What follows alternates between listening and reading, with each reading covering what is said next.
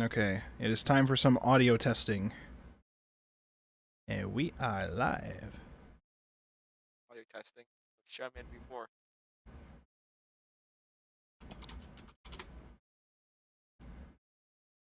Also, my audio seemed better today. Now I'm on OBS, so I don't know, man.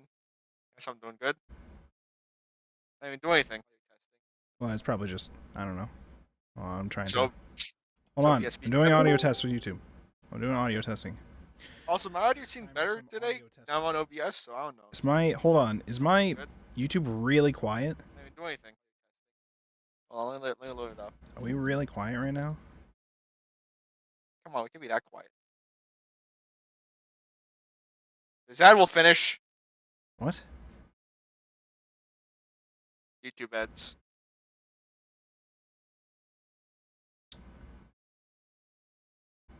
I don't know. I don't seem quiet. Okay, hold on, because I don't know if this is just a YouTube thing on my end then. Hold on. YouTube ads. How did you put your volume to? Stop. I don't know. I don't seem quiet. Talking about me, my volume. Okay, hold on, because I don't know. Right. Never mind. We seem good. Then. All right, we're good. And you doubted yourself. Yeah, I'm trying to listen to the thing, and you're just like, no, things seem fine, seem fine. I'm trying to, like, listen to it in real time, and you're, like, talking over the voices I'm trying to hear. That just means you're alone.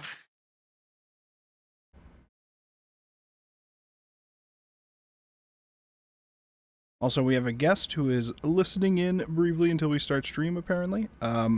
What name should we go by with you? Hoen Kyoma or Moriko Koi? Yeah, I think I could just talk right now. Yeah, you can talk. Well, That's fine. you can call me Kilma, yeah. All right. Well, welcome, Kyoma. Thanks. Yeah, they wanted to join in and hang out for a bit before we start stream. I think you said you didn't do the reading, you don't know anything about this or whatever, but you'd like to listen in. Is that what you said, basically? Okay. That's correct, yeah. All right. Yeah, you're welcome to it. And you said it's like, what, 1:30 a.m. there? So it's pretty late. Yeah. Yeah, usually I wouldn't be able to join, but since I've got free for tomorrow, I can be a bit awake. Right. Oh yeah, I forgot. I'm supposed to hit the other button so that we're up on Twitch and Kick. Oh my god. Hey, relax. Jesus, I have to turn you down. Are you streaming on Twitch as well? Mic. Yeah, I go on all three. So we do YouTube, Twitch, and Kick. Though technically speaking, if you're streaming on, you don't have to worry about Kick. Okay, Kick is a meme. All right, listen. All right. Fuck, man, it's got like 2 Mega Man games on there as categories. Oh, is that how you judge whether or not the It stream doesn't have Yu-Gi-Oh as a category. I'm sorry, mate. Listen, you could be the sole Yu-Gi-Oh streamer over on Kick. Okay, the only one. There's a market there. Okay. Okay, says you. You could corner the Yu-Gi-Oh Kick market. You what? 2 people? 2.5 men? One of them being you. Yeah, I'm the half. Okay, so we have it set now so that YouTube is now the default stream that OBS connects to. Before it was defaulting to Twitch, and then I added YouTube as an extra stream thing. Now we are defaulting to YouTube. I understand the proper way to do it so that I can see like the chat on OBS, and I could see the live control panel thing on OBS so I could see everything from it. I also figured out how to turn back on some ancient things that I haven't turned on in a while, and now you can see in the bottom right corner a little list of recent activities I have on the channel. These are the newest subscribers that we've had to the channel, and that's going to basically do things for anytime I get a subscriber, anytime I get donation, anytime I get a member, all that kind of stuff. We get some stuff. Actually, you do. Is it crowded in the streams? Like, are there many viewers or? For viewers, maybe not so much. I mean, we'll get like viewers that like goes up and down throughout the stream. Chatters, we don't get as many. We'll get like maybe one or two, at least from the ones that like I notice, I guess. We got A Drifting and James Smith. We got Turndo on all of his accounts. I see. Testing in chat. Yeah.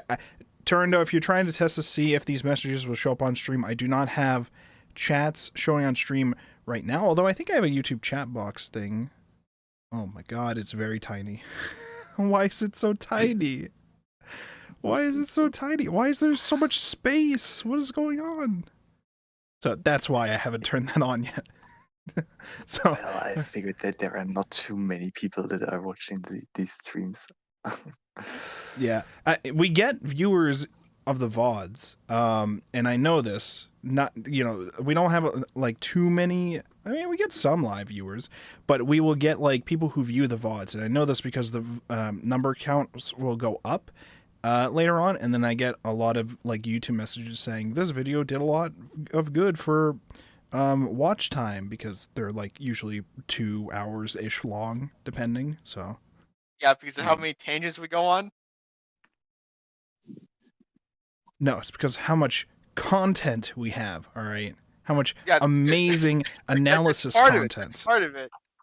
Okay. Well, I think it's cozy. It's chill. We do good here. And then we're talking about Soloist in the Cage tonight. This is Miko's pick, and then Ari's pick, and then next week we have Turando's picks. Turando chose the first volumes of 2 things, unless they've suddenly changed their picks or whatever. So they'll be announcing that. Once we're done tonight, we will go over those memes. It's going to be slightly different if we're going with what Turando picked, because... or at least what he told me before, because those are both webtoons. So 2 webtoons. I believe they're both. I know one of them is definitely a webtoon. The other one might have been a manga, but I'm pretty sure we're reading some webtoon format of it. So I think. I don't know. Pretty sure they're webtoons. It's fine. So that'll be an experience. I was trying to look at, and I'm going to talk about this when we start the stream or whatever, the history of the other works by the artist of what we're talking about tonight. The one right before this is basically the same girl, but in a different area. I thought for a while the girl in it was the Sylvia girl, but in like a prequel prototype thing. Very different setting, though. They're not in a prison city. They're in like an acid sea world. Like seas of acid, a sea of... It's been 100 years since the world was engulfed in a sea of acid and humans fled underground. So basically, like, everything's flooding with acid. So there's an underground city, and it sounds like shit's getting fucked there, too. Only had one chemist to save us. But it basically just looks like Chloe again, but, like, she says more than 2 words, so...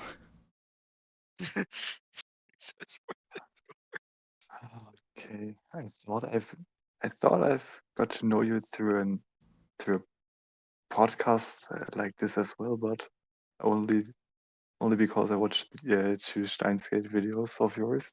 Yeah, I usually assume when people join with the name Hyo and Kyoma, they probably watch my Steins Gate videos. Yeah, probably, yeah. So it's usually a safe guess. Yeah, I thought it was one of your streams as well. I thought you did a Chaos Head podcast, but well, I think I'm wrong. This wasn't. Yeah, no, I actually haven't played not Steins Gate. I have played Steins Gate. I haven't played Chaos Head until I think earlier this year. I started playing it for the first time when I finally installed the because they released an English version of it last year, I think. And then I was waiting for the fixed version of the English version because they fucked it up. Yeah. So I was waiting for the real patch, okay? And then I set that up, and I started playing it. I haven't finished it yet, but it's pretty good.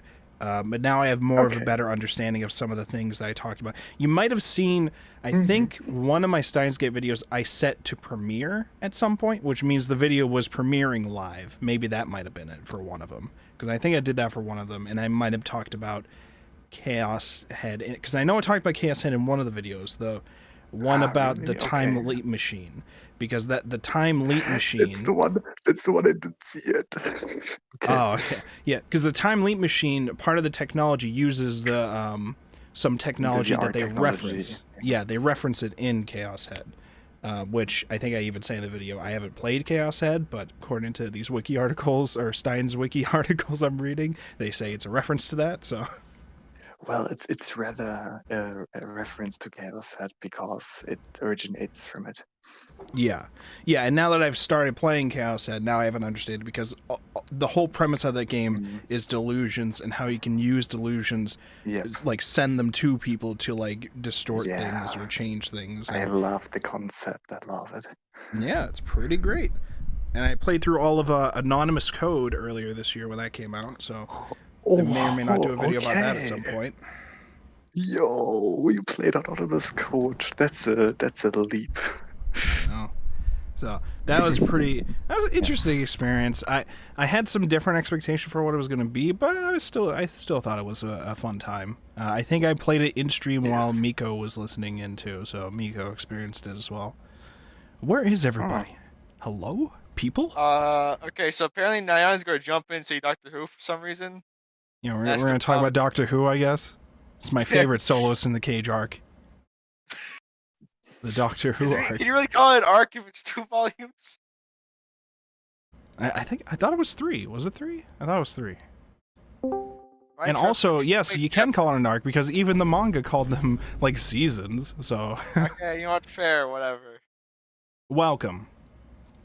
Podcast. This is the podcast sound effects person. Okay, they're ready to hit us with all the sound effects. Okay. That's my official title. Wow. It is 7:54 p.m. here, so in about 6 minutes is when we're supposed to start. However, we are missing at least 3 people. So. Oh damn! It was too good for them. They just couldn't, roll with the punches. Truly. I don't even see Justin online. That's a problem. Justin. And he liked it. Yeah, he liked it too. No, I'll figure it out.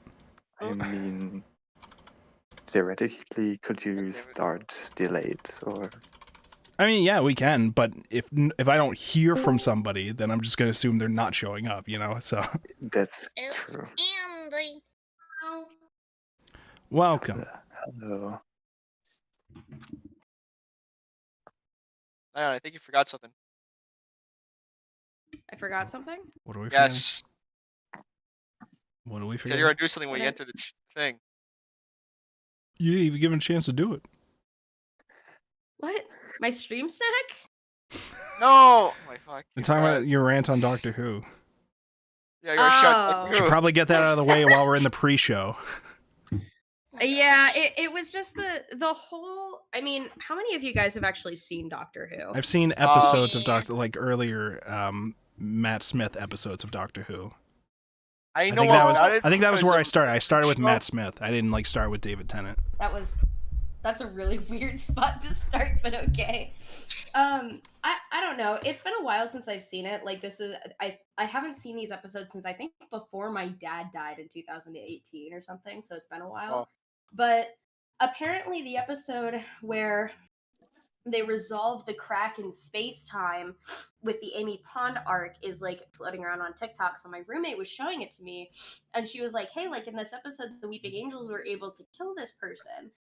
Which isn't usually how the Weeping Angels would take care of things. Usually they do it by transporting you to a random point in space and time. That's their whole gimmick. And the problem with that episode is that because they're the Weeping Angels are so close to a massive time paradox, their usual abilities are amplified because they feed off of that time power. It's why they tend to chase after the Doctor. So there could be the argument made that their abilities usually when touching people, they can only transport them would be, amplified so that now they can kill. But the whole reason that I was upset at that episode is because the whole crack following Amy thing, I thought that was a really stupid subplot. It just felt unnecessarily complicated, and the way that it ended was fine, I guess. I just feel especially with Matt Smith and On, after Rose and everything that was kind of suspended on her, and then Donna and Martha obviously kind of being sub-tier or seen as sub-tier companions following the failed love story that happened between Rose and the Doctor. They had to just keep increasing the stakes for the companions. So then you get Amy with the weird crack in time, and Clara being the impossible girl, and the fact that she like has all of these different versions of herself that show up. And I just thought that everything pretty much following Matt Smith's regeneration and onward was a very bizarre and like jump the shark kind of way to be incorporating the companions in a compelling way. Wow. And if this were Tumblr, they would call that the Stephen Moffat effect.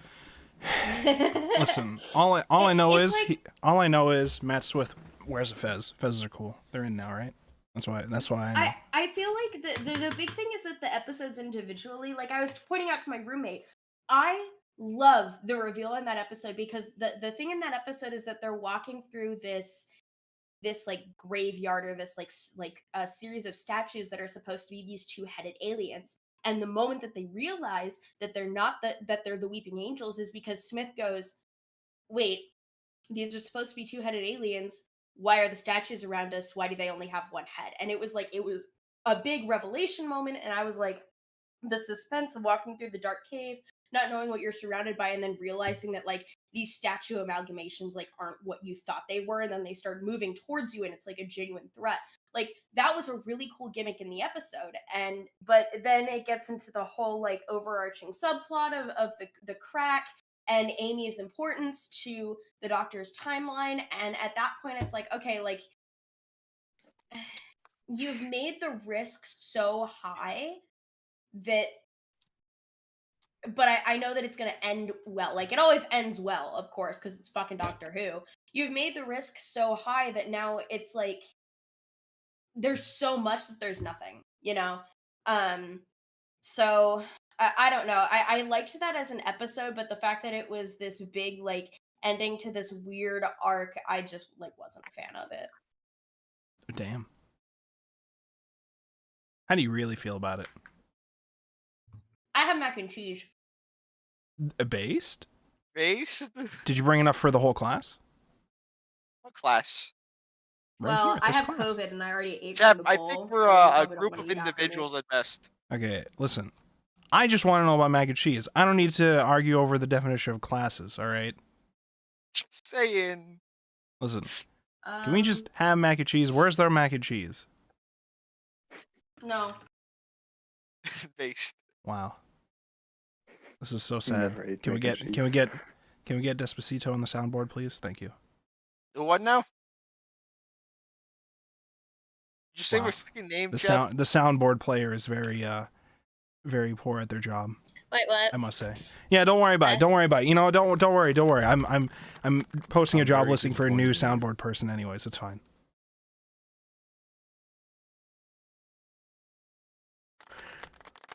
Wow. Well, I guess I should take my leave if you want to start. We'll be starting in a few minutes. Yes. Yeah, we're still waiting for a certain someone. Well, I haven't heard from Justin. Turndo's in here, but I haven't heard from Justin. I don't know if maybe. Okay, Turner's icon wasn't there, so I was a little worried. I was just well, avoid. someone has just joined. Yeah, that's Turndo. Turndo's invisible right now. Well, not anymore. There we go. There we go. He's- Went Yeah, into materialize. stealth mode for a moment. You know, you could set. I don't know if you do that to like mess with it on other servers or whatever. You could set profile pictures specifically for each server. I don't know if you know that. True. Isn't that True. just for what the fuck was it called?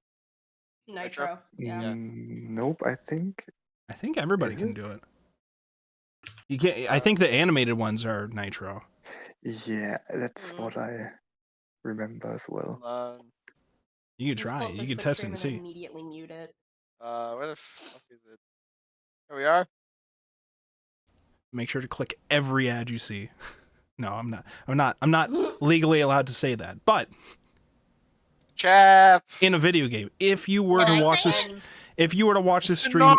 if you were to watch this stream in Minecraft, you know, you would theoretically want to click those buttons at times. I'm just saying, but you know, it's totally your choice. Okay, where's my? How do I move this? Put this above the thing. Maybe I should just put it here in this bottom corner. I don't have a chat there yet, so maybe that'll be better. Because the list is getting bigger and bigger every week. Wow, amazing. I need to add our own sound effects here for this server. I don't have any for this server. Oh, I know I have at least 2 sound start effects getting from some. Jack and Daxter that I can put on there. I have 2 of them. I would like to. Everybody lived in that Saturn. Everyone what? Everyone lived in that Saturn to me. Jack I really and was Daxter hoping or- for a Hindenburg moment. Oh, okay. Eisenberg? Jesse. Hindenburg. Close enough. Very different. Close enough, chap. It's Very very different. different. Very different. Close enough.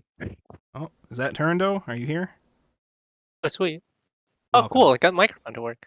Oh my god. Wow. Congratulations. Pachi, pachi, pachi. Guys, come on, there's a sound for this. What the f you guys doing?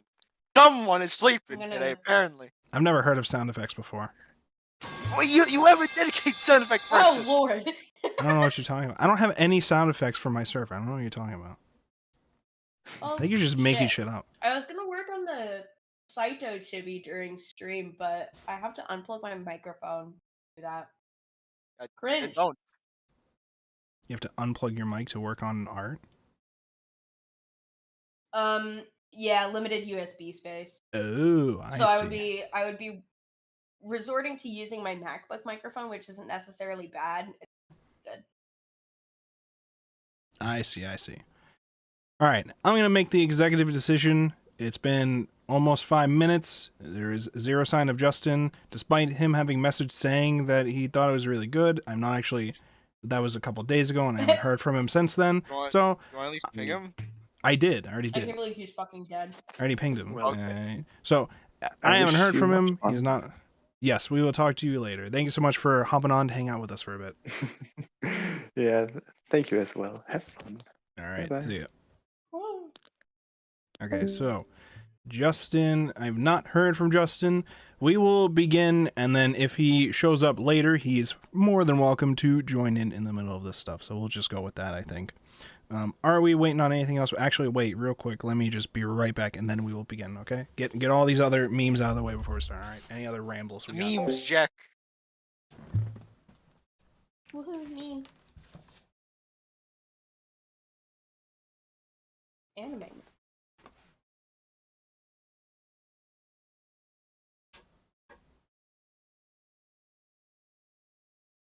That was the greatest.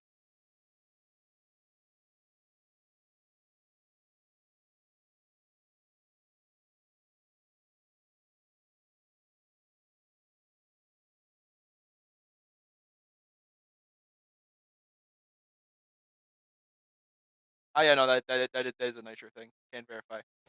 Yeah, it's Nitro. Wait, what happened? Why is everyone gone again? Okay, Chap has to do something. And I Ari don't know what is Chap's Ari. doing, but he had to, All right, I'm to here. do something. What's going on? Ah, Ari, I was just asking why you were gone. What? I just walked away So for this a is second. this is Armin's pick, right? Yep. Um, They're back. also, Yeah, also what? why'd Hugh and Kilma leave? Oh, Oh, they haven't actually read this. They Oh. they messaged me prior. They just wanted to ask if they could like join and talk a little bit or hang in the VC for a bit before we begin. They haven't read the Okay. stuff, and it's very late from them there. It's like 1:30 a.m. there, so they have not done the reading, and they wouldn't be able to join us right now at this time, anyways. Apparently, so I just said that they can hang out with us for a bit before we start, and then they're off to do whatever they're doing, probably going to bed in the middle of stream or something like that. But as I pointed out to them, and I'll point out to anybody else listening too, these are live streamed on YouTube. You might be one of the very rare viewers who are watching this live on Twitter and or Kick. Whoa, my big fans over on Kick. Let me just let you know, this is also on YouTube. That is the primary platform I'm streaming on for this. Okay, and the cool thing about that is That's where the VOD's going to be stored. If you miss it live, you can go there and watch it all anytime. And you can skip. I even timestamp when the pre-show stops, so you can get right to the good stuff, which definitely does not go on random tangents in the middle of it. Okay? That's never happened once. Don't worry. Don't question it. Just go to the good part. Anyways, we have not heard from Justin, so we're just going to begin. And if he does show up, he's more than welcome to join in the middle of this. So, let me turn off the pre-show thing, and we can begin. All right. But you didn't tweet it out. I'm going to turn back on the pre-show. You guys can talk for very briefly for a little bit. As I realize I've made a very grave mistake while I was like, I got everything ready at a nice prompt. I got everything ready at a nice prompt time. Everything is pre-prepared except for the tweet. So let me just do that real quick. Perfect, because I just found a fucking mic and icon on the floor, and I didn't know if you wanted me to start stream was pointing that out. You can tell us all about that while I tweet this out, okay? It's a very arousing story. The concerning part is that I don't remember the last time I had mic and icons in this. It's been a while. And once I'm done with my mac and cheese, I'm gonna go get a container of Dreyer's mint chocolate ice. This is my question. Is it even called tweeting anymore? That's my question. I believe they're called Zeets now, but I don't think anyone's picked that up. Yeah, you know what? I'm not calling it that. No one is. I hate that. Zeet. I would prefer there just be no name. We don't like Mike or Ike anymore? What's wrong with them? They had a divorce, you remember? They had a divorce at one point. Oh, shit. Oh, damn. But you guys don't know? I don't know anything about anything. I can't even read. Okay, so there's some Mike and Ike lore. I'm going to tell you about it. Hold on. Uh-huh. So at one point, Mike and Ike had a divorce. So the packaging, one of the names would be crossed out. And it'd be like a different flavor. Shit. And then like later they got back together and it's like Strawberry Reunion was the flavor it was called. Oh, and on the back of the boxes, it'd be like one of the roasts and the other one. Wow. All right. Well, that was like left Twix, right Twix, cut to Mike and Ike. All right. Well, that's cool to hear. It's time for the show to properly begin. We have now properly tweeted things out and posted things and alerted people. People know that things are happening now. Oh my God. Can you believe it? Christmas, just a week away, right here on youtube.com/Wolfborg with 2 Gs. Oh my God. Jesus it's more than a week away. I don't know what you guys coping with. All right, I'm turning off the pre-show thing. We are ready to begin. Okay. All right, turn off sound alert stuff. No, stop. Okay. Stop. All right. Welcome everybody to another exciting week of the Anime Book Club here on youtube.com/Wolfborg with 2 Gs or sometimes 1 G, I think, if you search it now. YouTube's weird with how it wants to list my channel, but you can find it as long as you make sure you press the not Wolfsburgs. There is a soccer team. That's not me. Yeah. Anyways, here we talk about. I am not a soccer player, nor a viewer, nor anything about soccer. Welcome to my Anime Book Club podcast. Not at all about soccer. All right. What we talk about here every week is manga, and this time we've read all 3 volumes of a series called Soloist in a Cage by Shiro Moriya, I believe is the name, right? Shiro Moriya. So, for our guests today, let's just go through them real quick. We are missing Justin, who did read it and sounded like they thought it was awesome, but we have not heard from Justin, so he may or may not show up later. I don't know yet, so we'll just see. We're just going to go on with this, and then he's more than welcome to join on later. So, with everybody who is here, though, let's go through the list alphabetically as usual, starting with Arimiya. That is the duck we have in the studio. They've waddled in. Hi, I am Moriya. I like shonen stuff. This is a manga I read a couple of years ago, and you'll see what we think about it tonight. This was Arimiya's pick for the week, this is by my the way. Pick. I subjected them all to this. Anthony read the Mega Man X, is all I can say. Amazing. All right, so that's Arimiya, and then there's me. Oh my God, it's the guy, the anime dude. Okay, I can't call myself the anime man because somebody else already has that. Okay, he's a Who's very that? big dude. He's got his own podcast. Okay, I'm just the anime dude. Okay, which I'm sure has definitely not been taken by anybody else. All right, copyright right to Nobody me. else. All right.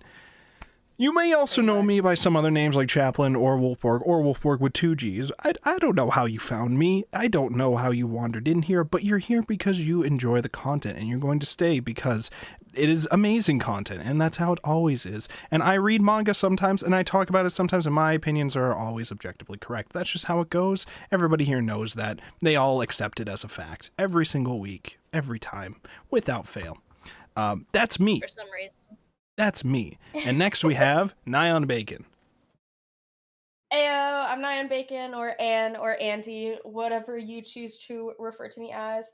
I just recently posted a school project on my Instagram, NyanBacon_official. I think that's my Instagram handle. If you want to go check that out and drop it a like for me. And I wish it had been sadder. Damn. Well, I think there could have been more death. Well, we will go all into that. Don't worry. There was a lot of death. We'll go into that. We'll go into. Don't listen. There were layers. Don't listen. Don't. It's like an onion. We'll go into that. Okay. Next up, we have Shadow Man V4. I am Shadow Man V4, Shadow Man version 4, depending on what platform you're on. When will you become Shadow Man V5? Impossible. This is as good as it gets. Oh, all right. Fair enough. Fair enough. You got anything else to shout out or talk about, or? I got a YouTube channel. I also got Twitch.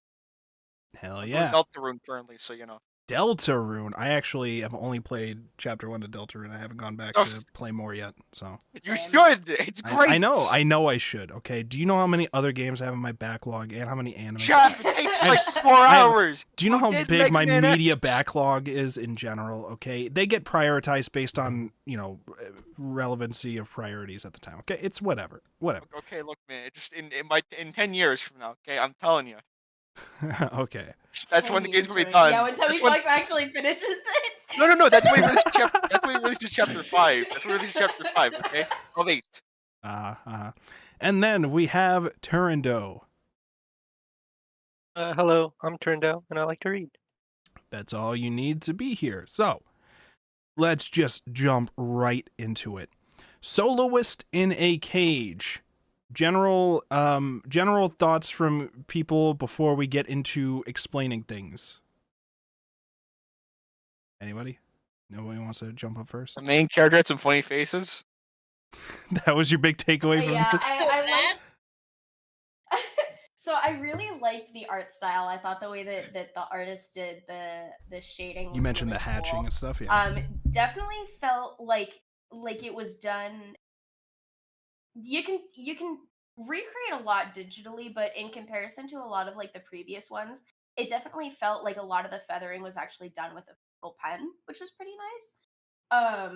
I thought, like Shadow said, the balance between like the visual gags and the like dramatic movements was really good. Now that I'm saying it out loud, I realized that there was probably like a reason for that when the people would point out the fact that it seemed like she was 2 different people. When she was killing, she was way more focused, I whereas had when a she lot was, of that. a little bit more herself, she was a little bit more expressive. But yeah, I like the art style, and I like the way that the author and the artist kind of like juggled the comedic bits as well as the dramatic bits. Nice.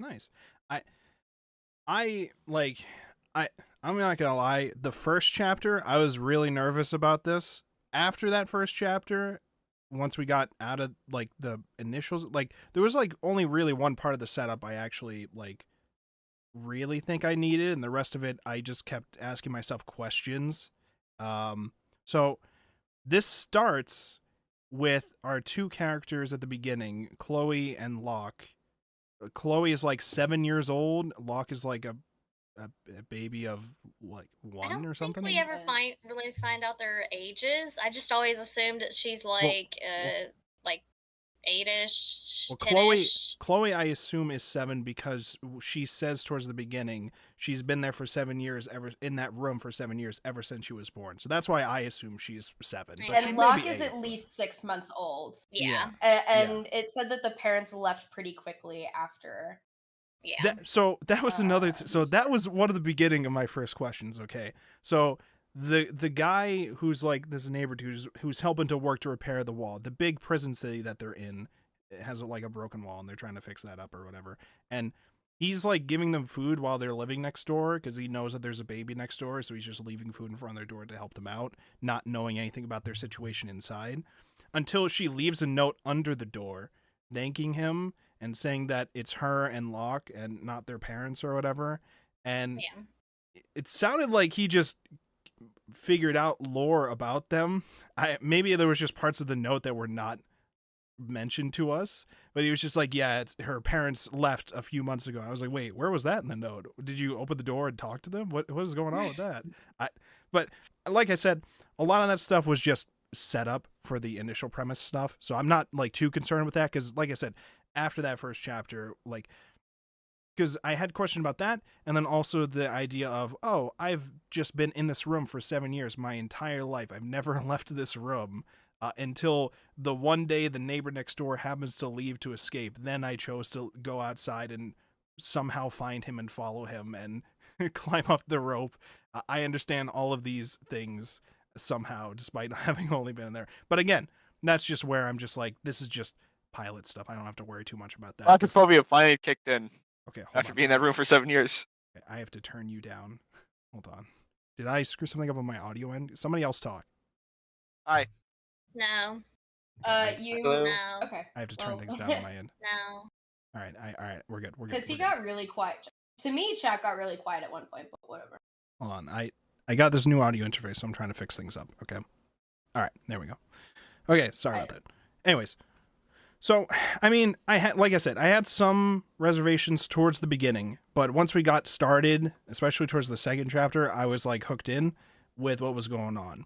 So what we got here with this premise is the setting is a giant prison city that seems like it's always snowing. I don't know where exactly they're located. You're in Canada. Is it supposed to be in like I don't know, Russia or something? Because I mean, we have Russian hats. I figured Russia. Kind of Russian because the outfits, some of the outfits looked Russian inspired. Right.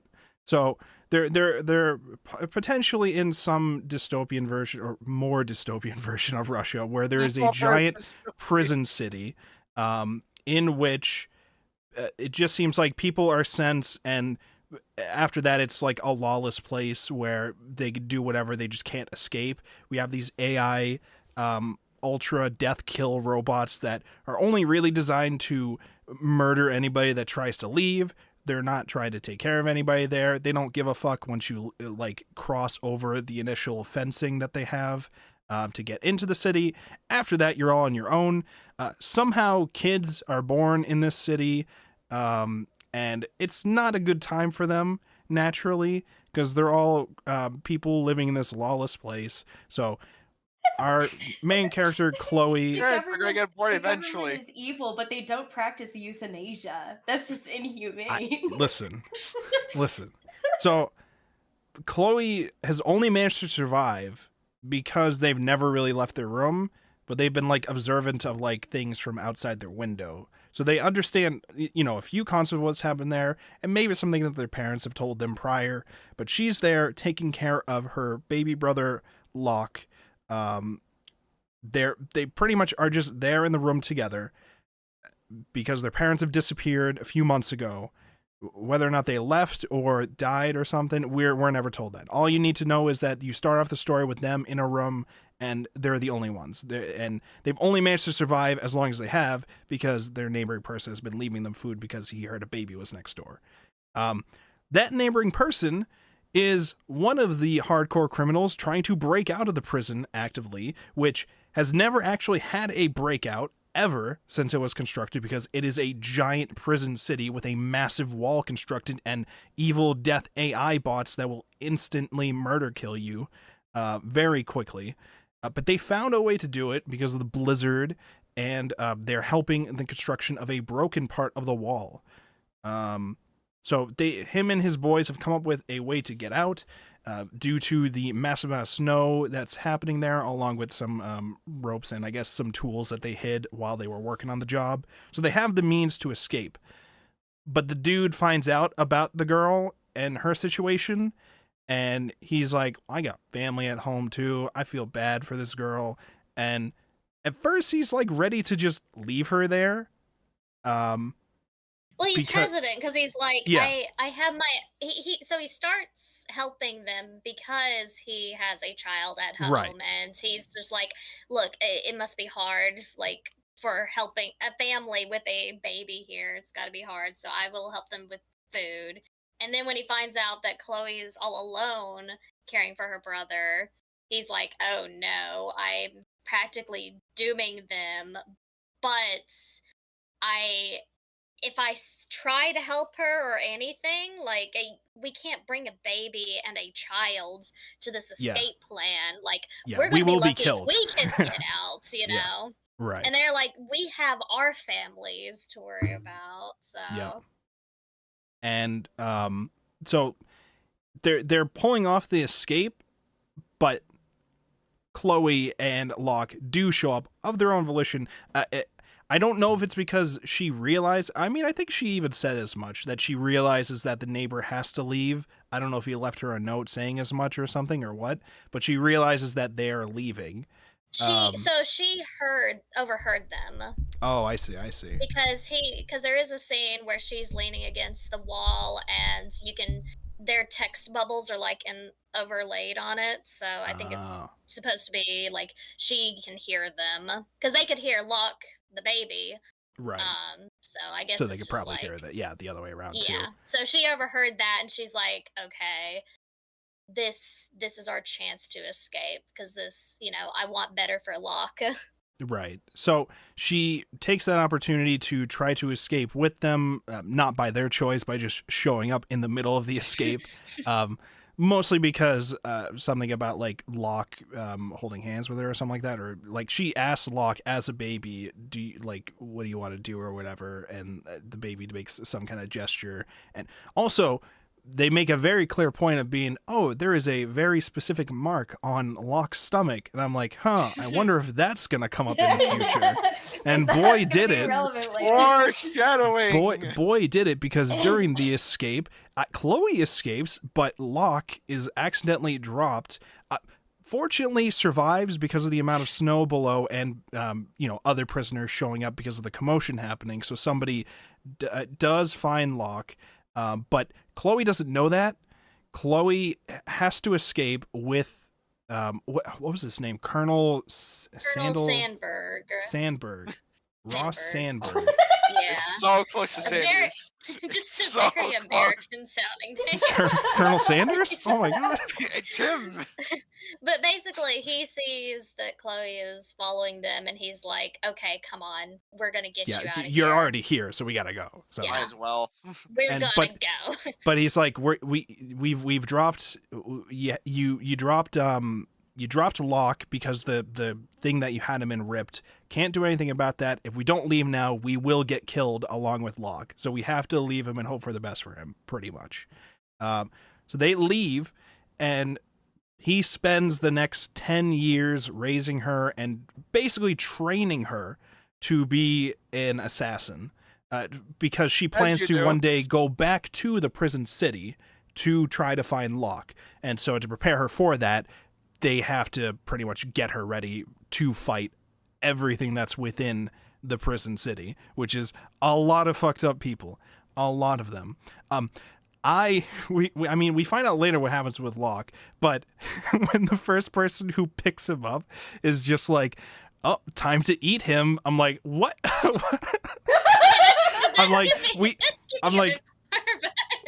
we have these kind of people in Prison City, and we think Locke survived? I don't know. Can I point out how interesting it is that the god character that like picked him up, when explaining it to the tattoo artist, he was like, "Oh yeah, like I just have a sickness that like makes me not age," and then later on he's like, "Oh yeah, this guy gave himself an invincibility spell." Are we going with the realism? Are we going with the fantasy? I thought when they mentioned invincibility, I thought he was talking about Delta, the big dude at the end. No, that's what I'm saying. Is like there was a moment. I feel like there was a moment when we were introduced to the god character that like, oh, like your inability to show aging is because of a sickness, and then right at the end they suddenly randomly introduce like supernatural abilities, and I'm like, I I No, think that was yeah. more of like more of like what? More of like what? I don't know how to. You don't know? Words lost me. Listen, when I was, I don't think it was that. I felt a heavy. I mean, I don't know if it was an influence, but it definitely a lot of this manga reminded me of Fire Punch. And I know not all of you were here for the Fire Punch reading, but it was very much, a very snowy setting of people doing horrible things to survive. And you also had this whole religious and superpowered like thing, and this whole bit about, somebody who is not actually like God, but people believe that they're God, and no matter how they try to say I'm not God, people don't believe that because it's the whole thing. That was like a whole big theme in Fire Punch. Here with that character, I didn't really, maybe just because there wasn't enough time to flesh that out. He just seemed like guy taking advantage of people who somehow looked up to him because he looked young all the time. He didn't have anything particularly special to him. He was just a cult leader who looked young all the time, despite being something like more than 50 years old or something like that. So he's back to the beginning. So he's supposed to actually just be an old man, but he just looks really young. But because he is now the cult leader of this church that specifically believes in the concept of God's children, so they have an unhealthy obsession with children, while also specifically eating them. Yeah, they believe many of them believe in eating the children so that they can live inside of them. I don't know if it stems from this idea that they're not going to survive in this prison anyway, so he may as well eat them or something. I'm pretty sure it's just an excuse because they're fucked up and maybe hungry. I don't know, but listen. Just need a little snack, It's a whole like part of one culture that they're trying to develop in the world building of this prison, because you have a whole, all sorts of different groups of screwed up people. That cult group specifically tries to give a lot of their people these like masks that only have like 2 holes on them, except for one dude who gets 3 holes, and they call him Delta. He gets to... I'm like, why do they call him Delta? Oh, he gets 3 holes in his mask. I see. Nobody else thought of to do that. It's tech. It's called being an alpha. True. But now, truly. I mean, he's a big hulking dude. He seems like he's trying to do stuff, and then his on the surface, Delta sounds like he's sort of got a plan, and then his plan is just, I'm just gonna punch them hard, I guess. I don't know. I mean, he's very good at that. But he's very good at that. He's very good at that, but he's not very good at the whole deceiving department. He's like, yeah, I'm just not going to tell God about how this person died or about what the kids are planning, and then immediately goes to the boss, and he's like, he was fine on the deceiving department had he not been up against like quote unquote God. I might say that because of prior scenes we've seen of him, but I also feel like him showing up be like, it must have just been that he was hallucinating. He was just hallucinating. He was shouting things. He died of a drug overdose. Yeah, don't worry about what happened to him. I was like, I don't know if I'd buy that, and I'm not as observant as that other guy probably. I don't know. Well, man, seems legit. But so the important thing here is that Chloe has come back for the start of the story after 10 years to try to find Locke. Only now that she's an assassin, her way of assassinating and like fighting and stuff, and the reason why it's called like soloist or whatever, like she's like a soloist kind of dancer towards the beginning for Locke, and she's doing all this stuff alone and fights in like this kind of graceful, like almost like musical kind of way, with how she specifically has trained herself and honed her craft to be able to try to kill people without them like feeling much pain or like much suffering, because I guess when she started off, they start off with like a bunny, and the colonel dude's trying to be like, kill it quickly so it doesn't suffer, and she realizes if she hesitates, it's just going to be worse. So she's now perfected that art with her fighting, so that she's really good at estimating like, the precise ways to slice people to get their arteries so they die in exactly 1 minute. When she does that to one dude, I thought that she had poisoned him. I thought there was poison on the dead. I did too. But then she's like, oh, it's blood loss after 1 minute from hitting an artery. Exactly. I was like, okay, I mean, that works too. The way it was depicted, I really thought it was poison, which I thought would have been a little interesting to add to the mix too. But maybe it would have made things a little trickier. I did want to say, I don't know which version of it you guys read. I read the official one with Shueisha from Jump Plus. There was a number of weird choices made with some parts of the translation. There was one bubble that just was not filled in. I'm assuming it didn't say much with the context. There was a couple times where the grammar was weird, or like a word was just missing in between that I could fill in the blanks on. And a couple times where they said she's really good with swords. And I'm looking at her slicing knives around. And I'm like, I feel like there's a disconnect here. Close enough. I feel like I'm seeing two different things. I don't know. Close enough. Sword, just a bigger knife. I'm assuming the Could be a seven short C's. sword. It absolutely didn't look like a short sword, but I thought about that too, and I went back and I was like, wait, was it a sword? No, these are very clearly knives. I don't know. Close enough. I'm assuming a lot of those kind of things are going to be, because there is a physical version being released by Seven Seas Entertainment. The first 2 volumes are out. The third one will be out, I believe, in January. So hopefully with their translation, some of those errors will be corrected. The Jump Plus stuff is most likely because it was being simulpubbed as it was originally released, which this originally released from like 2018 to 2021. And this is actually the first series that was not like a one-shot from this author. They did a couple things prior, but they were all like there was 2 doujins which were published through Rookie Shonen Jump or something like that, through some website thing where I think anybody could post to or something like that. They did like 2 of those, and then they did one called Sora Tobu Mogura, which the main character just looks like either Chloe or the girl who she stole the hat from. I didn't know, because Chloe takes the hat from the deceased granddaughter. Well, inherits the hat of the deceased granddaughter of an info broker that's in the prison, and that's the like Russian winter hat that she wears throughout the series, and it looks really nice with her character design. And it supposedly makes her look very much like this Sylvia person. When I looked through that older series, I'm like, is this supposed to be about that character in like a different story? Because that story is entirely different.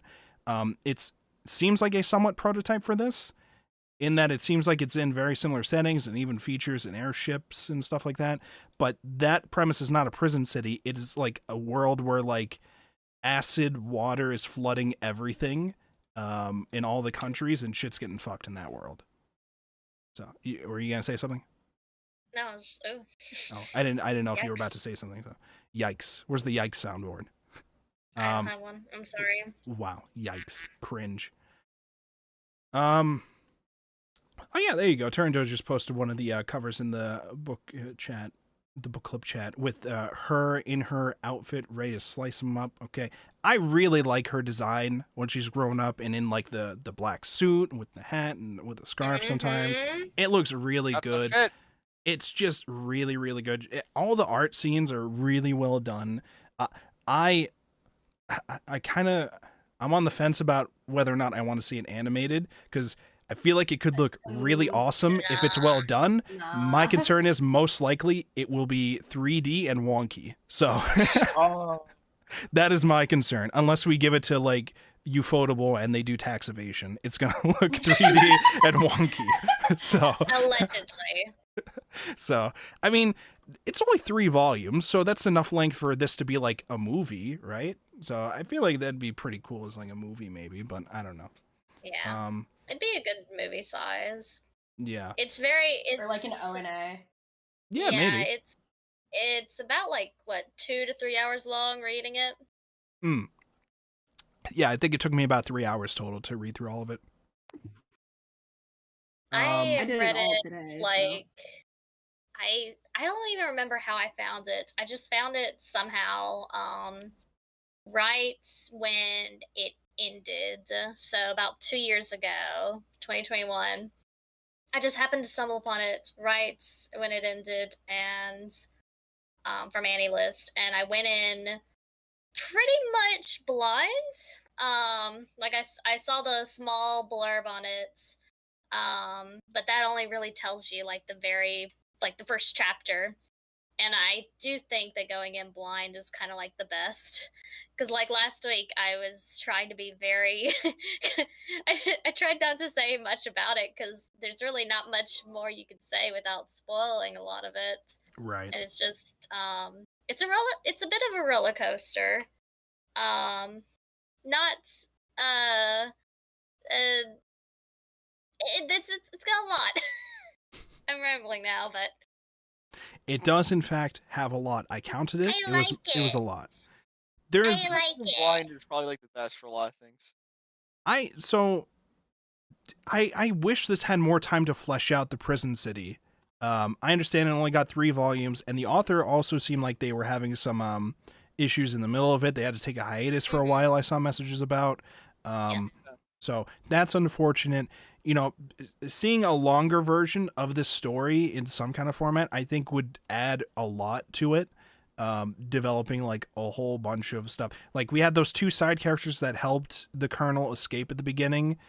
They show up a little bit at the end, but like they have their own stuff going on too. And you know, you don't, for some reason. So there's 2 of them. There was Hugo Navarra and there was Hachi Bearman, I think his name literally was. And as his name suggests, he wears like a bear, like there's a person inside, but he's just wearing like a bear like mask thing. And his whole family does. His whole family does too. I was like, I thought that was just a him thing, and that once he got back to his family and he's not in prison city anymore, he wouldn't have to be Bearman. No, that is him. That is his persona. He lives it. He lives it every day.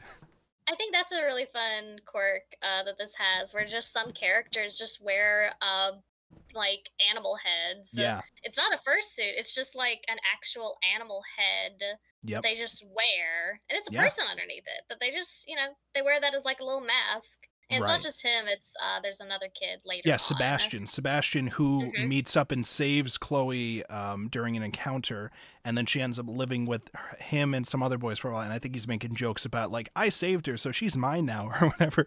But he's wearing like he's wearing I think it was like a wolf thing. Yeah, I think so.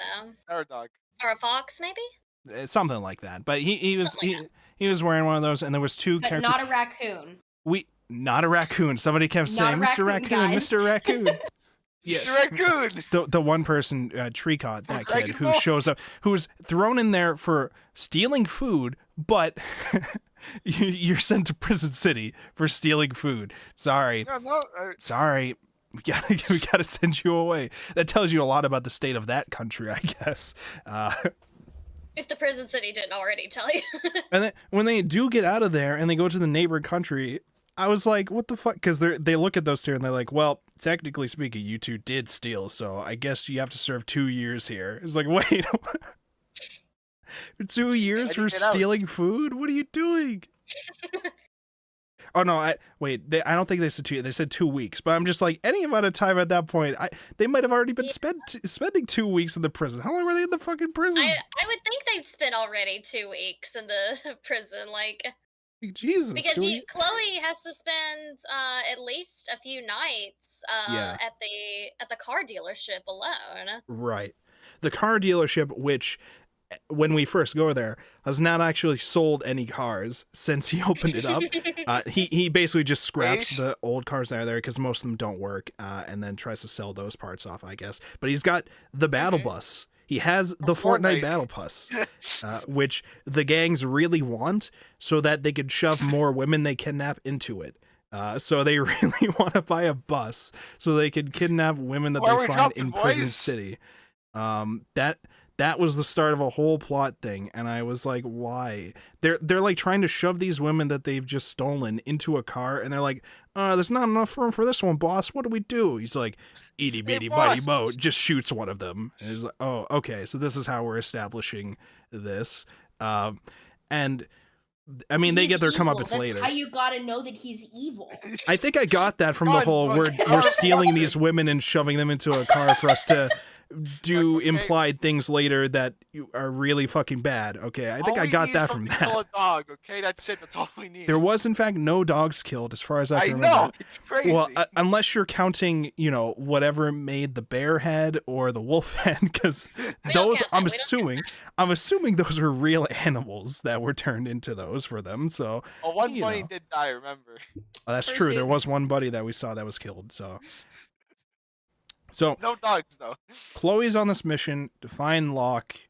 I was like trying to be on the lookout for things like, okay, every little kid she meets in there has the potential to be this Locke person. Who's it going to be? For a while, because we didn't get a good look at who the Pope guy was at first, I was like, so this is a church that values children. Is he going to turn out to be the Pope of this place or something? He's going to be like a 10-year-old running things or whatever because they really value children or whatever.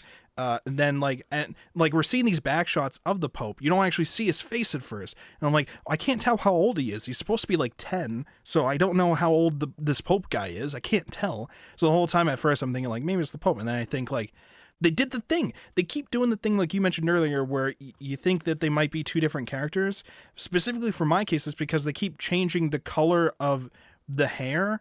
And I understand it's supposed to be because of lighting, but they also don't change like the skin to match with it at those times. So it just makes it look like their hair color shifts for me. And I'm like, and this happens with Chloe several times, and I'm assuming it's it's stuff like in the middle of battle. So it's trying to like show like a difference between like how she is normally and how she is when she gets into killer mode. So it's more understandable, I guess. I was confused at first when she was starting to have the whole, because she's killed a lot of people, even just to get there. A lot of people. So, by the time she's killing people in Prison City again, she's starting to feel the weight of that. And so she's starting to hallucinate like one particular person who was from the gang that she killed from the bus ride, who apparently has left such a harsh impression on her that he is now a ghost that is just haunting her within her own subconscious, and occasionally just shows up, be like, fucked up thing you did, isn't it?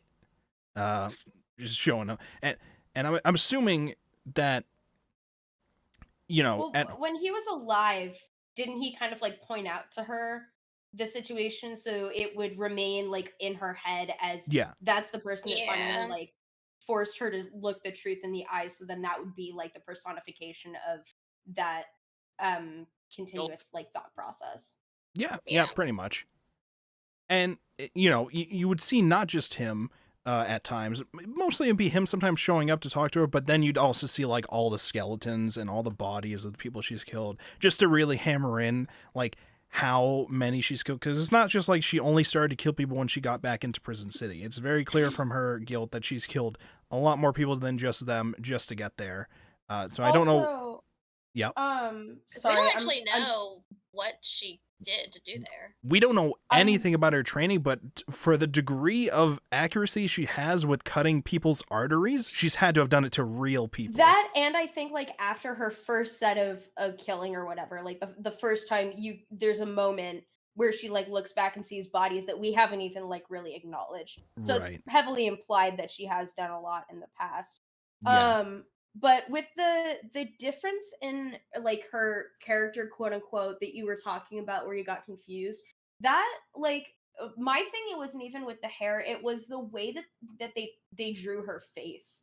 And this is something that I've come across a lot as I've been doing like my own work, but I think that like the big things to me that kind of pointed it out where like the hair change didn't bother me was the fact that she would tend to lose her eyebrows. That's something that you kind of notice a lot when you're looking at like psycho characters, is that they become totally blank faced, which means that they don't have the eyebrows causing the micro expressions. And I think the other thing is that a lot of times for her, I don't remember if it was her pupils changing or if light wouldn't affect her eyes like at all. I wondered for a moment when she walked into the car dealer's place with like a pipe but using it like a walking stick or like for a blind person. I thought she was blind for a second. I was like, no. I thought she was No. pretending to be blind. No, that was her using it because her leg was cut open. Yeah. She's using it as a cane. I see. I had forgotten about that prior. So, like I was saying, this was just at first I thought that. I was like, is this going to be like an I Am Legend thing where it turns out he was blind? Not I Am Legend. What is it called? The Book of Eli. The Book of Eli is what I'm talking about. What? The Book of Eli is a movie where the whole time he's going on this mission to transfer knowledge of the Bible or whatever. Like he goes on this whole journey. He's fighting all these people. And then you find out at the very end he's been blind the whole time. Spoilers if you have not seen the Book of Eli, but it's still a decent movie even if you know that. From what I remember, at least it's been a while since I've seen it, so maybe it's not as good as I remember it. But I just remember that being a thing there, and I thought for a second I was like, "Is this gonna be a thing here too?" But it wasn't, and I was like, it wouldn't really make a lot of sense here if that were the case with how she's been fighting. It seems, but what do I know? Also, more importantly, the birthmark, that Yeah, that too. Detail, that wouldn't make any sense then. Right. Unless something happened during the escape that made them blind, but we didn't see anything like that. So it's not like that happened either. But I also thought that because the people that show up that are obsessed with the children, they're wearing the masks, and several of them are focused on the smell and detecting people with smell. And I assume that was also why they wore masks that looked like that. Maybe like they also couldn't see for some reason and they only focused on their smell. But it turned out that was just a stylistic choice and it didn't affect their vision at all. And they just also had smell abilities, which somehow helps you in this environment. I don't know. It's advanced tech. You want to understand, okay? You haven't been in. Yeah, what do I know? So the other thing about Prison City, it is quite literally just a city that you cannot leave, and it has no laws. It's a city that they built a giant wall around. Right. There is like no restrictions on things. You still have plenty of buildings. You have electricity. We have things that like regular cities have. You just are not allowed to leave, and there's no laws. Your tax dollars at work, people. So, you'll just die if you try to leave, or if like you piss off the wrong people in there, I guess. But like you can have access to other things somehow, and that's stuff to where I kind of wish we had more time to build upon how some of that kind of stuff works. I thought the warden was going to be a much more of a factor involved with a lot of the corrupt happenings within the city. He just shows up at the beginning and the end to deal with people trying to escape, which understandable, but I kind of figured he'd play more of a role in how corrupt everything was. The one thing about him and that whole situation that I was like, that's weird. The kids are all building this ark to get out. And the ark turns out to be an airship, clearly, because you're not getting down through actual water in this city. So it's an airship. And there's a whole ceremony hyping up this airship. And somehow, and it's even broadcast on TV and radio, and somehow the wardens don't know about it until it's up in the air. And they're like, oh, we got to shoot it down. They're trying to escape again on my watch. I was like, that's where, in my head, I was thinking he's going to be involved with the corruption and letting people leave or whatever. He's obviously got some deal with this god person. No, they're not related at all. They just somehow are dog shit and don't care unless the robots immediately see someone leave. Which, by the way, when the airship is leaving, they're trying to have people manually target it with the cannons that they have that are very destructive now. Why aren't you having the AIs do it? They seem more effective at instantly killing everything. That was another concern. Like I said, it's just tiny concerns. These are like minor concerns. Overall, with a lot of the story, it still works really well with like what's happening with the characters, the setting of it, the mood you're supposed to get from all the art styles and the shading effects that are going on. The fight between Delta and Chloe was amazing. I thought that was fantastically well done. Do you have something different to say about it? Do you think it was not well done, or? Yeah. Because we're seeing things like the X-ray of her skeleton breaking or whatever from his intense punches. Brutal. A big like detailed zoom in of like his boot hitting her and shit like that. Like I it like was- how I like the little details in those last two fights. Her against Hunger, I think, and Yes. then later Delta, where it just shows that she is a very good assassin. It's Yep. not just she can get their throats good sometimes, but she is thoroughly trained. Yeah, she's very calculating and is very like able to tell things like when Hunger's like, "Oh, you can't just leave me to die like this. I wasn't gonna kill you," even though he was implying worse things than just killing her. He was probably going to do worse things and then kill her. And then she's just like, "Well, I'm not even going to entertain that thought because I know you have a gun on you right now and you are currently holding it. So Powerful that's weapon not ever happening." devised. By the way, speaking of guns. What was his name? Keith or whatever? The one that kept having the kid who kept showing off this gun he has, and it was like, one day you're gonna have to use this gun. Did he use the gun? I didn't think he actually used the gun. I think he did because I think he shot out the lights in the warehouse. So when they get to the warehouse, I to thought steal that the was Chloe. robots, Yeah. it might have been, but somehow the lights got destroyed. I The think light it was bulb above them. Chloe who shot the lights, but he made a misfire at the same time, or he missed a shot because there were two gunshots. There was him, and then there was Chloe. There were definitely I see. two.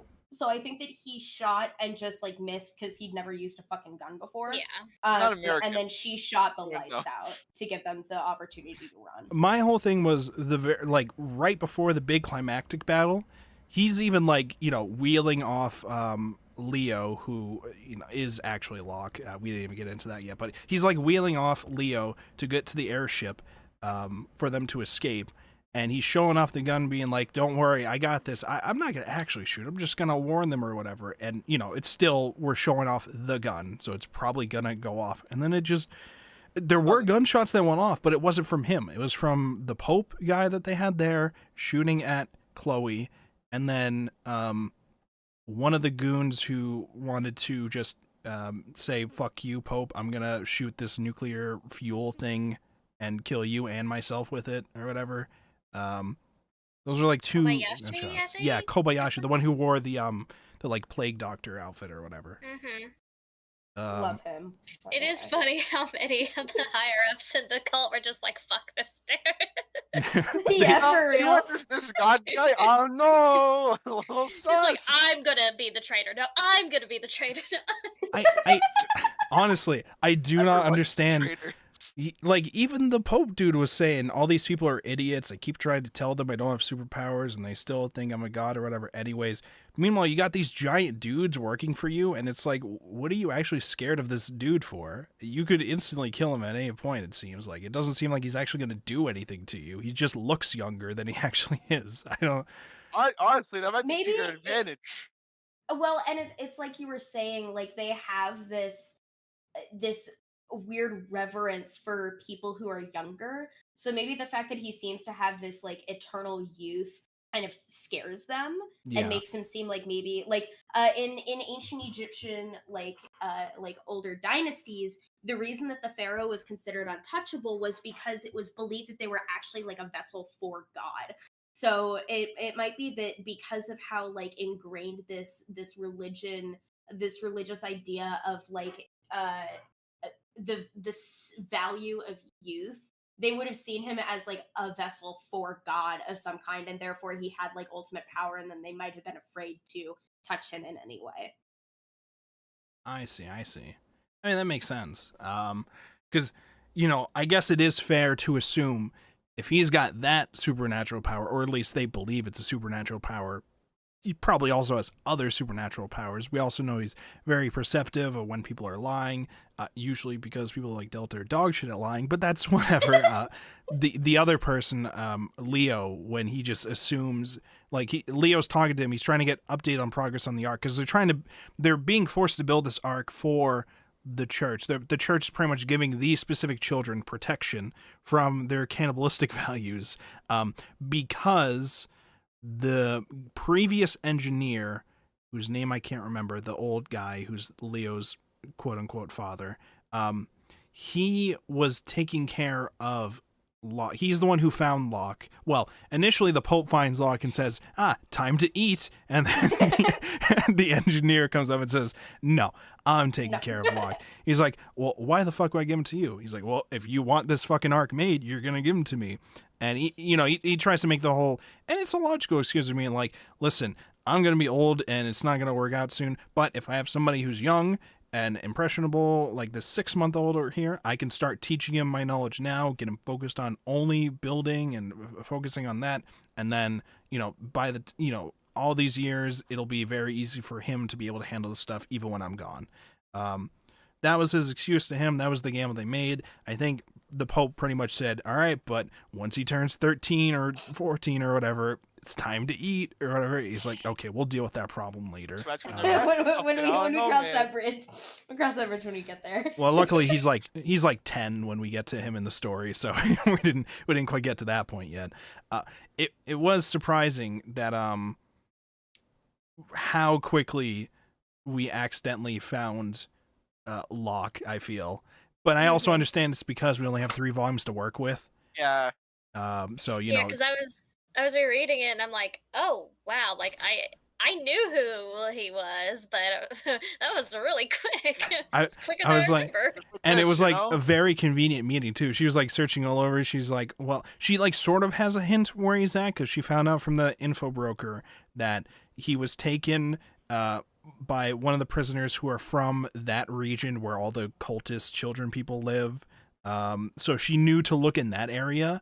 She did not think she would accidentally stumble into one of them who saves her and then takes her to a house where like 3 of them live, one of which is Locke. Well, they don't all live there, but it's where they were hanging out. And one of them is Locke, who's now going by the name Leo. But he has no knowledge of her or I think even a memory that she had a sister. But she doesn't know that either at first and says, I'm looking for my brother, even shows him a photo of her brother. And he's like, I don't know. Well, I hope you find him. And then we find out later, whoa, he's got the mark on his stomach.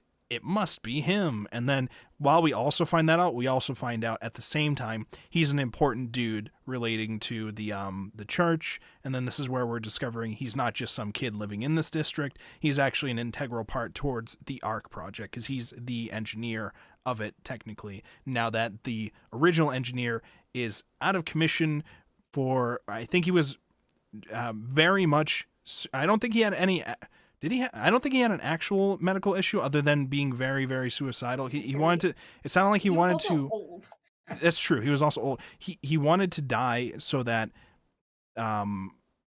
Leo would actually want to leave. He believed that Leo did not want to leave because he knew that he could not go on the Ark with him in his condition. So he wanted to die so that Leo could go. So when Chloe shows up there and he starts living with them and starts helping out, that dude's like restrained because you let him out, he's gonna try and kill himself. And they don't tell her that. I mean, it was very clear to me that that was what was going on, but that was also because of him just asking the other kids, why don't you just lower these restraints for me real quick? And they're like, we can't do that. And it's like, well, I guess that answers that. But they don't decide to explain that to Chloe. They're just like, yeah, just don't take off his restraints. He just kind of turns in his bed sometimes and knocks over his stuff. So just don't take off his restraints. I'm like, all right, I understand you're kids. You're supposed to be the architect's kid. Why would you think that that's enough of an excuse to convince somebody not to undo the restraints? Not a psychologist. Because they're kids, and it's probably he's he's a genius engineer. But also, engineer, okay. Being a good engineer does not mean you're good at people skills. Exactly. Let that clear. Quite frankly, it means the opposite. It means the opposite. Listen, listen. They specifically avoid telling her about the restraints at all, and then she has to ask about it. He's like, yeah, that's the IVs. He keeps knocking them out, so it's for his own good. That because you don't want to tell this stranger like, my dad keeps trying to kill himself. Like, Listen, I feel like if you have somebody like living in your situation as like a maid taking care of things and also trying to take care of this person, and you specifically want them to help take care of that person because that's the thing that he specifically said, you should probably tell them, hey, you don't want to take those off because he will try to kill himself. Especially don't do that when there's a knife in the drawer right next to where he sleeps. Like, why did they just leave that there? Why was that there? I'm guessing they didn't know about that. So that's the only guess I have. Yeah, it was probably left there prior and they just didn't know. Yeah. But yes, in case you did not pick up on what probably happened on stream yet, she does in fact get tricked into releasing one of his restraints, and then he does in fact kill himself. Whoops. And that's and there was a whole other thing after that where like she feels guilty about that because she didn't know, but it also still led to his death, and now Leo hates her at first. You know, I mean, understandably, he realizes, you know, okay, it's not really your fault. We weren't even upfront with you about it to start. So it's like he was obviously pissed at her at the beginning, though, because, you know, it's in his mind, if she didn't show up, he would still be alive. So, you know, so it's a whole thing where like that happens for a while. And then you also have the reveal that he's actually a big, important child, that these children are surviving in this place. Despite the weird cultists, for a specific reason. I knew there was going to be something shady about why they were there, and not being affected by that. I didn't realize it was going to be to that level, but I think I liked it a lot better that it was to that level because it made more sense to me. And also, you were kind of right that he was like the Pope figure, because he wasn't the Pope figure, but he was like a step down from that. Right. He's a junior Pope. Yeah. Junior. Pope in training. Junior.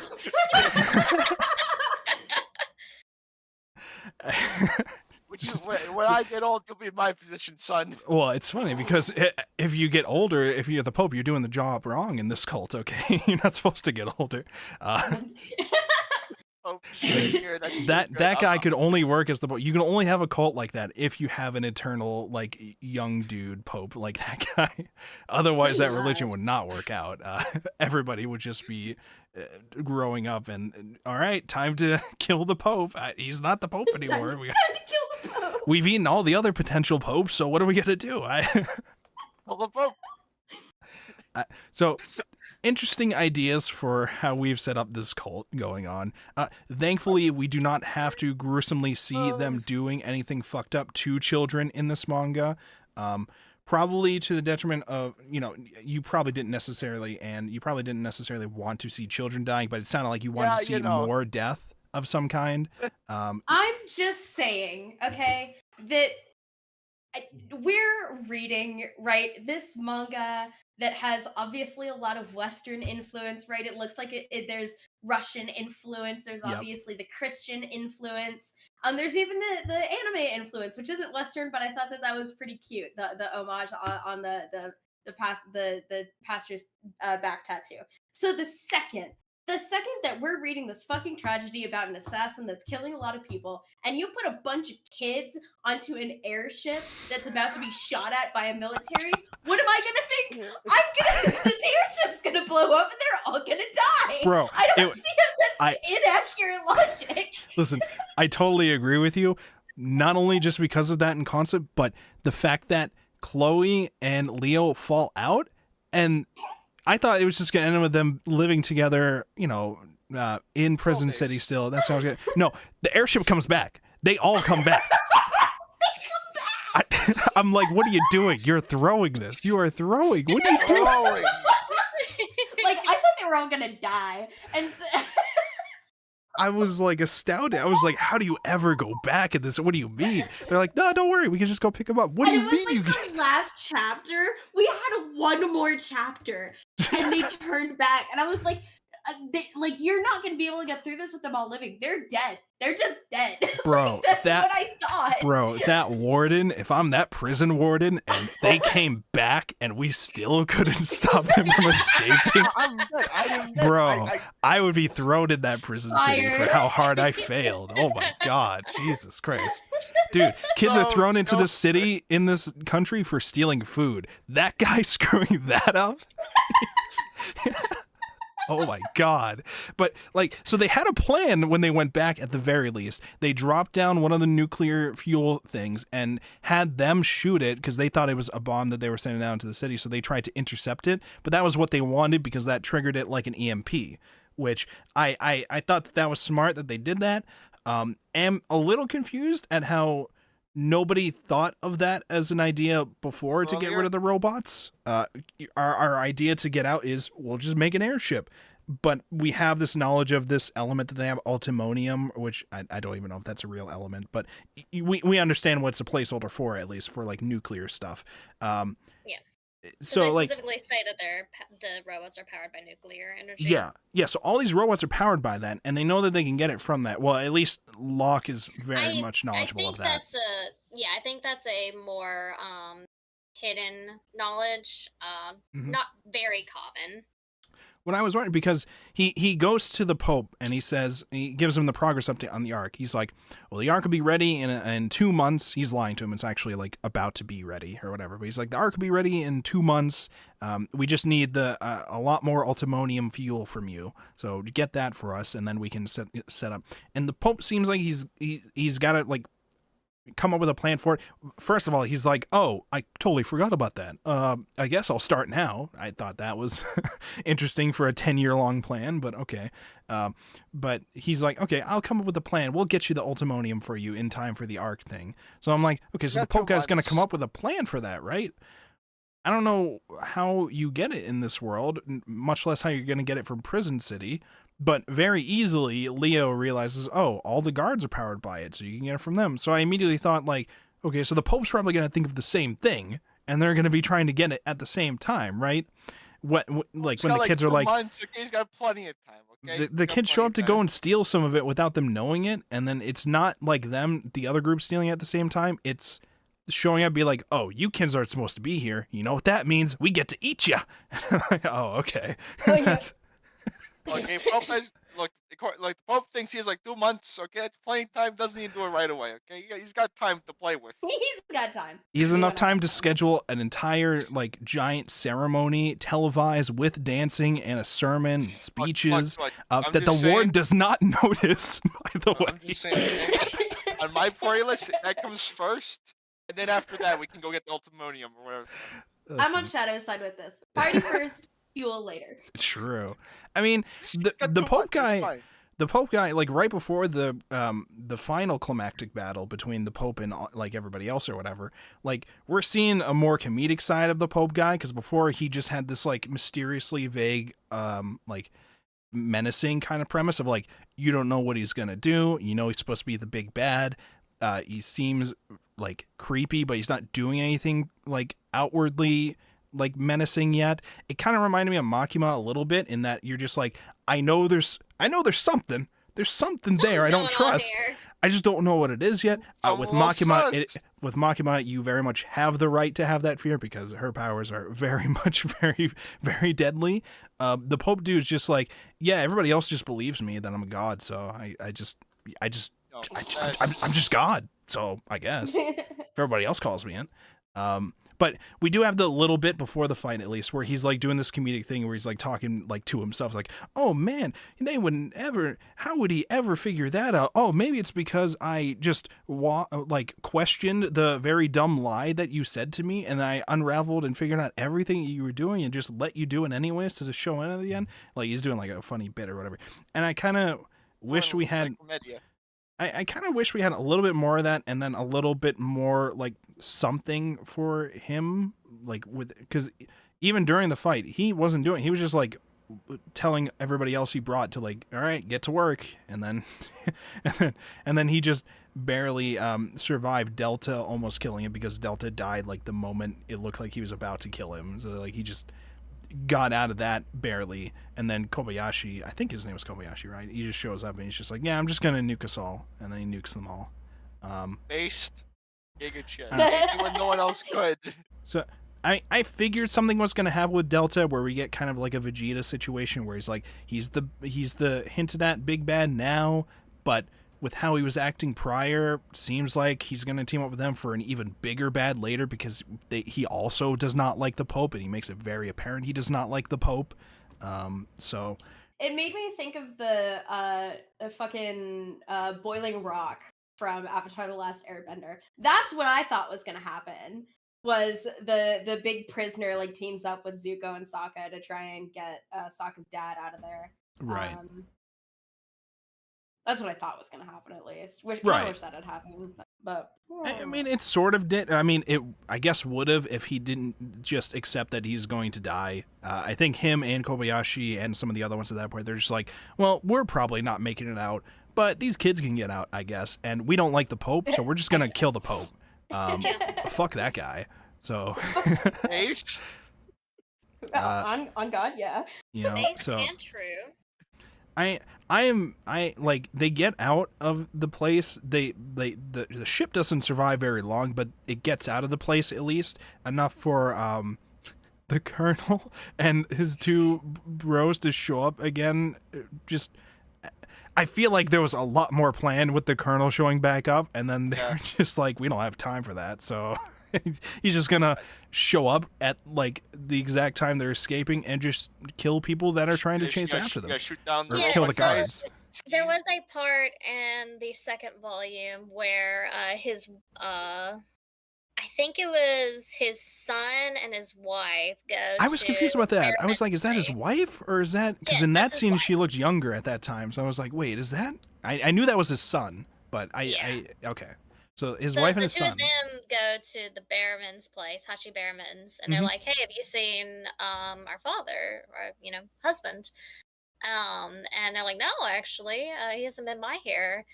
And the son's like, "Huh, that's weird." And mom immediately knows, like, "Oh, I know where he is.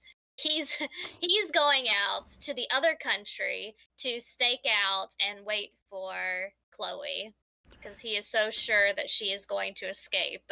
On Right. this exact She day. doesn't. They don't say all that, but she's just like, "Oh, I know where he is. He's in the neighboring country." And the son's like, "Are you kidding me? The one where he's a wanted felon?" Yeah. It's like, well, there's only one reason why he's going there, and we know Yeah. why. So yeah. So he had been staking out for we don't know how long, but he was clearly just waiting on Chloe to escape. thought And the pl- eventually, Baron and the other guy, They just kind of wait as followed, well. found him. yeah. I like- yep. Oh no, go on.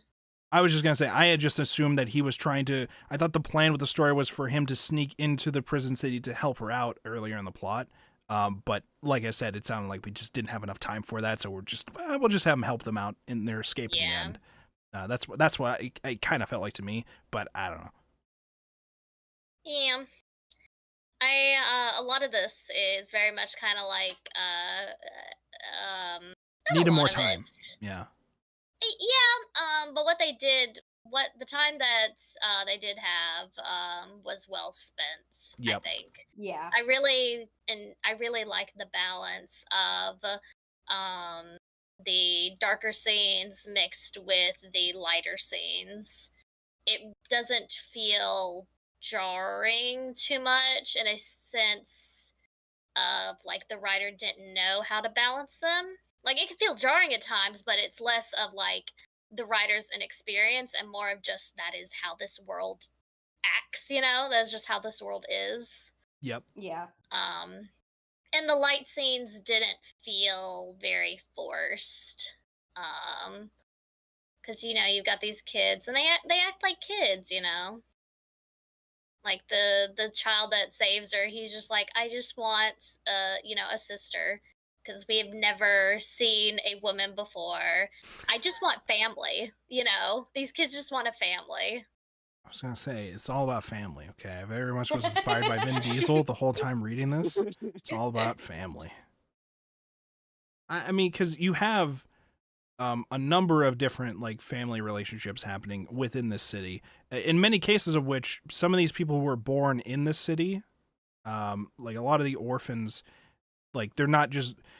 I'm assuming in some of the cases these orphans are not just there because they were sent for stealing food. Some of these orphans were probably born there and then their parents died or whatever in some cases.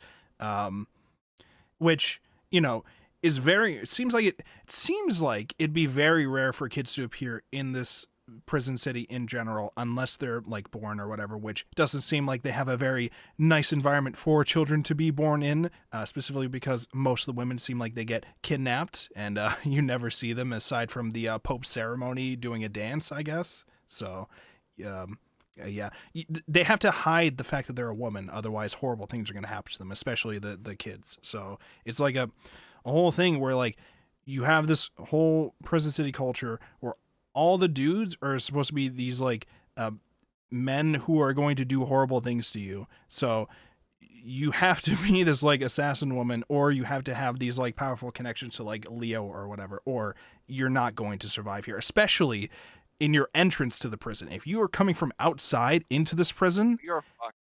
there's like a lot. It's not just like, okay, here's the door, now you're in, do whatever. There is a long fence to walk through to get into the city, and there are tons of guys along the fence being like, all right, fresh meat coming in, we see him, and they're like saying shit like that the entire time, and they know where they have to go. And so if you're not fast at running at that beginning part, you're already fucked. You're not making it through. So you're dying in the city like as soon as you join most of the time. So not the best environment, not the safest environment, not very OSHA certified. Not OSHA certified. But somehow life is still living in these areas. Life finds a way. We have these different districts with different things. You could find factory work with the child cultists, as long as you don't piss them off or don't go in the wrong areas and aren't over the age of 12. As long as you don't. You must be this short to ride this ride. Just be careful. You might get eaten if you look at the wrong person. Just be careful. But if you find a Russian winter hat and you find yourself a knife, you might be able to start doing stuff, okay? Just start dancing. You were trained for like 10, 11 years by a colonel. Yeah. And his two assassin Colonel friends. Sanders himself, okay? Very important detail. I'm trying to You think can how find yourself 3 fathers who are military men. Very, very important, okay? I'm trying to think of how I felt, because on the one hand, with the whole like her showing up and she's like a master assassin now, on the one hand, I'm kind of okay with the fact that we do not have to sit through all of her training of it. We don't have to sit through all that. We just jump cut to years later where she's just a master at it. On the other hand, I kind of wish we saw a little bit more occasional flashbacks to the training to see how it has affected her, and to see, potentially the first time she's actually had to kill someone and things like that. I feel like that would have added a lot more to things like, the guilt that was building up. It's not the end of the world that it wasn't there. It's just kind of like a little detail that I kind of wish was there, and I know would have added a lot more to it, and would have been really nice. But we don't need it for her, because her character doesn't really express herself a lot in general, in terms of like her words. She's very quiet most of the time, stuttering a little bit when she does at times. She, like, her art's really nice, and she has these nice expressions. You can very much tell what's going on in her head from her expressions themselves very easily. But she's not a very talkative person, probably from her training. So yeah, it was like a little frustrating. In that scene where she was first talking to the informant guy, and he was like getting all worked up because obviously she was about to like blow his fucking cover in front of some people. I was kind of surprised that she was dumb enough to do that. She was. If she'd been trained for 10 years by this general guy, she was an assassin. She knows how to shut off her emotions. Like, on one hand, I can get the idea that she was like excited to be this close to an answer, but on the other hand, like I'm not trained by a fucking like an army guy, and I would have known that if a guy had been denying information, I would have just like shut the hell up. Like, very clearly she was not trained in the art of information gathering. She was trying to kill them before the information gathering. She wasn't really like scouting areas or anything for like, is this the most optimal place? No, she's just like, I'm just that good at killing now. So ask questions later. I know where to go for the arteries. Okay, that's all I gotta know. I didn't need her to be like a not just an assassin but also like a super spy. I didn't really need that. I thought it was fine that she was just a trained killer, and that, you know, most of your experience with her is her being this quiet and seemingly innocent girl to everybody else, but then when things get tough, she's like actually the psychotic killer, but she's trying to keep that a secret from the kids, and then once they do find out, she feels really bad about it. She like absolutely does not want people like Leo to know that that's her. That's like one of the main reasons why she didn't want to reveal that she was his sister, I thought, because if he had found out how his sister got back to him, she was worried at how he was going to feel about that. So yeah, she didn't even want the other kids to know right that she is a ruthless killer. Killing Right. machine. Yeah, let alone Leo. So how are we feeling about Chloe's fate? What are our thoughts about Chloe's fate? How she was in the end? How we feel about that? That's something I've been thinking about for 2 years. Are you kidding me? We are left up to interpretation, I guess, of whether or not she lives, or was it heavily implied that she did die? Because it seemed like the kind of line where she's dead. Because it ends with like they escaped, but she's heavily wounded. They bring her into the hospital. They're like, she didn't have fatal wounds, but it took them too long to take her there, so she might just potentially die from the wounds that she did have or whatever. And because of how long it took them to get there, because she had like collapsed outside. And you have this whole like semi-dream-like scenario thing where she's talking with her brother in like the room that they were stuck in. And he's saying like, you don't have to dance anymore, you know, with the implication, or you don't have to like solo dance anymore or whatever, with the implication being you don't have to kill anybody anymore. You know, you did it. You've saved me. You don't have to do any of this anymore. But then they add on to that saying you don't have to dance alone as a solo like person anymore. You don't have to dance by yourself. You can dance with me. You can dance with me now. And we're I was a little confused about that first because I was like, oh, it's a nice thing being like, you don't have to do the same. You don't have to kill people. And he's like, I'll kill people with you, was like my initial reading of it. I was like, no, that's not what it's trying to say. I get it. It's trying to be like, thought that it was a little weird that they went from the guy saying she'll make it if she has like a fighting spirit to implying that she died, because the whole manga was about her having like this fighting spirit, and it's like, oh, she's gonna make it because of this like one-off sentence of like, oh, she like obviously she has a fighting spirit, but like I guess you could suggest that she gave up because she found her brother, and that was like the goal that she was wanting to accomplish. But I definitely felt that it was antithetical that they kind of like dropped that as like definitely a really big like writing, not like red flag, but like green flag, I guess, where if you hear that, what you're going to assume is that they're going to pull through. And then the way that I read it is that she didn't. And I thought that was weird. Well, I think there's several things in this manga that are left up to interpretation.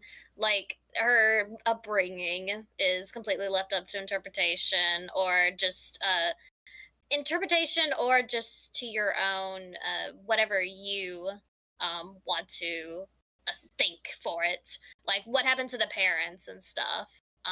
Open-ended. Where it's not necessarily that it had to be answered, but the writer specifically chose to leave it unanswered. Right. Anything could have happened to the parents. They could have abandoned them, or they could have been killed. You don't know. Could have been that creepy cult leader. You never know. Could have been. Dad could have been the cult leader. Could have been the cult leader the whole time. You never know. And you never will know. It could have been Delta. Who knows? Oh, shit. There's layers to this. Delta could have been her dad the whole time. I knew it. So like Jujutsu Kaisen level shit. but what I'm trying to say is that like there's not just the ending, but there's quite a few things in this that the writer intentionally left unanswered. I feel like that's partly because of the short run, but also partly their choice, you know? Right. Personally, I hope she survived. I kind of dead. I hope she survives, only really so that she can tell Leo that she is her sister, or his sister. That's the main thing I want. I wanted that kind of reveal of some kind, or some way for him to find out. Sure, he can, like, probably, I don't even know if the it depends on if the colonel knows about the mark on the stomach. If the colonel knows about the mark on the stomach, the colonel could explain it to Locke. But if not, then he'll just have no idea if she dies that he was her brother. I don't know how I feel about that kind of work. I mean, I understand it from her perspective. She did her job. She only really cared about his safety. So I don't mind it from her perspective. But I don't know. Personally, I kind of want something like that for Locke, because now he just feels like... I don't think it would have mattered. Really? Because he didn't have enough memory of her for it to matter to him as much as it mattered to her. And at the point that she had died, he had already developed that emotional attachment to her as if she was his emotional sister. I don't think telling him that she was his biological sister really would have added the weight that you're looking for. I feel like it would, because attachment to her. I feel like it would add. I only feel like it would add more of attachment because it would just show the sheer scope of all the effort that she put in to try to save him to him. Because as far as his perspective is concerned, she's just a random woman who showed up one day. And I say random at first. That was how she appeared when she showed up. Coincidentally showed up. And then, they became more like a family afterwards. If you add in the context of, no, actually, she's escaped out of Prison City 10 years ago and has only come back fully trained as an assassin specifically to find you, Locke. You have a family, not as outside of that the engineer person who raised you. So you are the one. I feel like that, just like because like he already obviously is gonna feel like shit if she's dead, and he treated her like family or whatever. I understand that. I feel like it would just, the weight that's added on is just the sheer scope of how much she actually cared for him, and he didn't even realize it with that kind of stuff. I don't know. But I can understand where it's like, maybe it's more just like it doesn't, it maybe be something where you say maybe it's for the best that he doesn't, because it's like a whole, then he'll feel even like worse. He'll feel like he's the reason why she died in the end.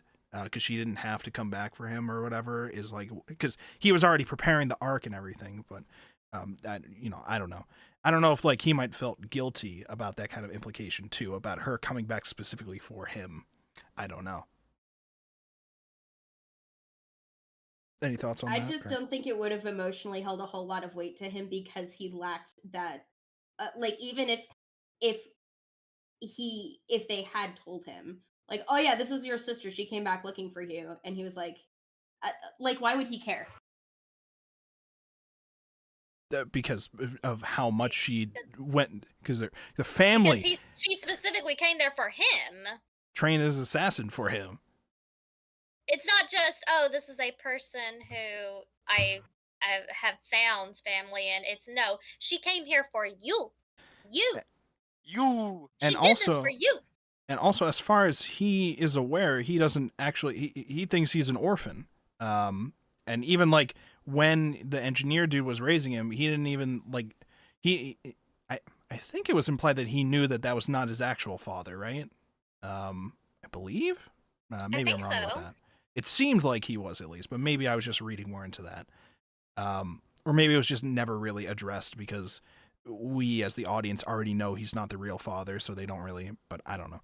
All I know is in the same drawer that's next to his bed with the knife is also an entire journal of him finding the baby, photos of the baby, and like probably written notes about how he found the baby in the snow or whatever. So I'm thinking to myself like, all right, he probably knows that he's not that dude's son, but he would have no actual context because the engineer wouldn't have known the context of whether or not he had a family, because the engineer didn't even know who he was. That's why the engineer named him Leo, because I don't know what his actual name is. So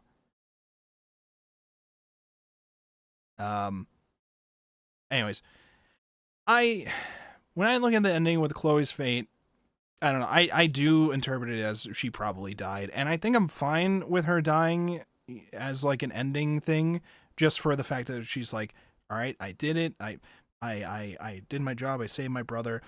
The only thing that concerns is the whole the line about you don't have to be a soloist anymore, we can dance together, because they're not together, because if she is dying, then that would imply that he died too, but he clearly didn't die too. So I don't, but also maybe that's just what she would have wanted to hear. So I don't know. I feel like in my view, it definitely seems like she died and is probably not alive. And I think I'm fine with that. There's just a couple of holdups that like I kind of wished would be addressed in some way, but I don't know. What do we think about Chloe's fate? Who thinks Chloe lived? I hear several ducks. Several ducks agree, apparently. And I'm assuming everybody else thinks that she died, correct? Haters. Haters. All of you. Oh no, I no, don't- no! What do you hate against the living, huh? Listen, I meant to have you say seen yes, some of them? but look, I have to tab over to Discord. Okay, it took me a couple seconds. I'm sorry. Are you trying to find a sound effect? Is that what this is? So you're saying you think that she's alive? Yes. Okay. Turndo, what do you think about the ending? Brenda? Turndo, are you here? Paisano? Amigo? Okay, What's Turndo. Russian for friend? I don't actually. I don't know. I know some CS:GO terms that absolutely do not mean friend, but Hold on, let me look. I mean, I assume Turndo's not here, or is having mic issues. Either way. Anyways, yeah, I mean, alrighty. So I googled it, and apparently it's drug. drug. What? Apparently, friend in Russian. Drug? Is that how you pronounce? Whatever. Listen, this is not Russian lesson time. I don't know anything about Russian, except for CS:GO terms. Fight with his mic. Oh, is he like trying to get it He working? just deafened and undeafened himself. He's Brendo, obviously having issues. Paisano. He had the mic Amigo. working at the beginning of the stream. You heard him. Right? Yeah, no, I heard him. Well, Turndo, you can figure that out. Once you do get it figured out, Turndo, let us know. We want to hear your thoughts. I don't know if you've been trying to say anything this whole Let us time. know, Maybe you Trendo, were. when you get the Let us chance.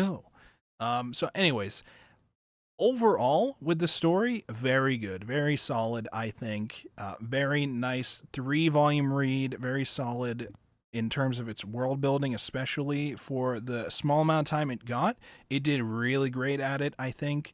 And the story's initial concept and like the coming back and having to deal with the city and finding the lost family member, I really enjoyed all of that. The action scenes I thought were fantastic. The shading with it, the style that we got going on, I thought was really good. Yeah, praise it more. It's good. It's just Good. it's good. Like I mentioned before, I was getting a lot of vibes similar to Fire Punch in many cases in terms of like the setting design. I think it was mostly just because it feels like dystopian, wintry kind of setting. Canada. But with action. So and also fucked up people, I guess. So Canada. That's what you're telling me. So this is published in Jump Plus, right? Mm-hmm.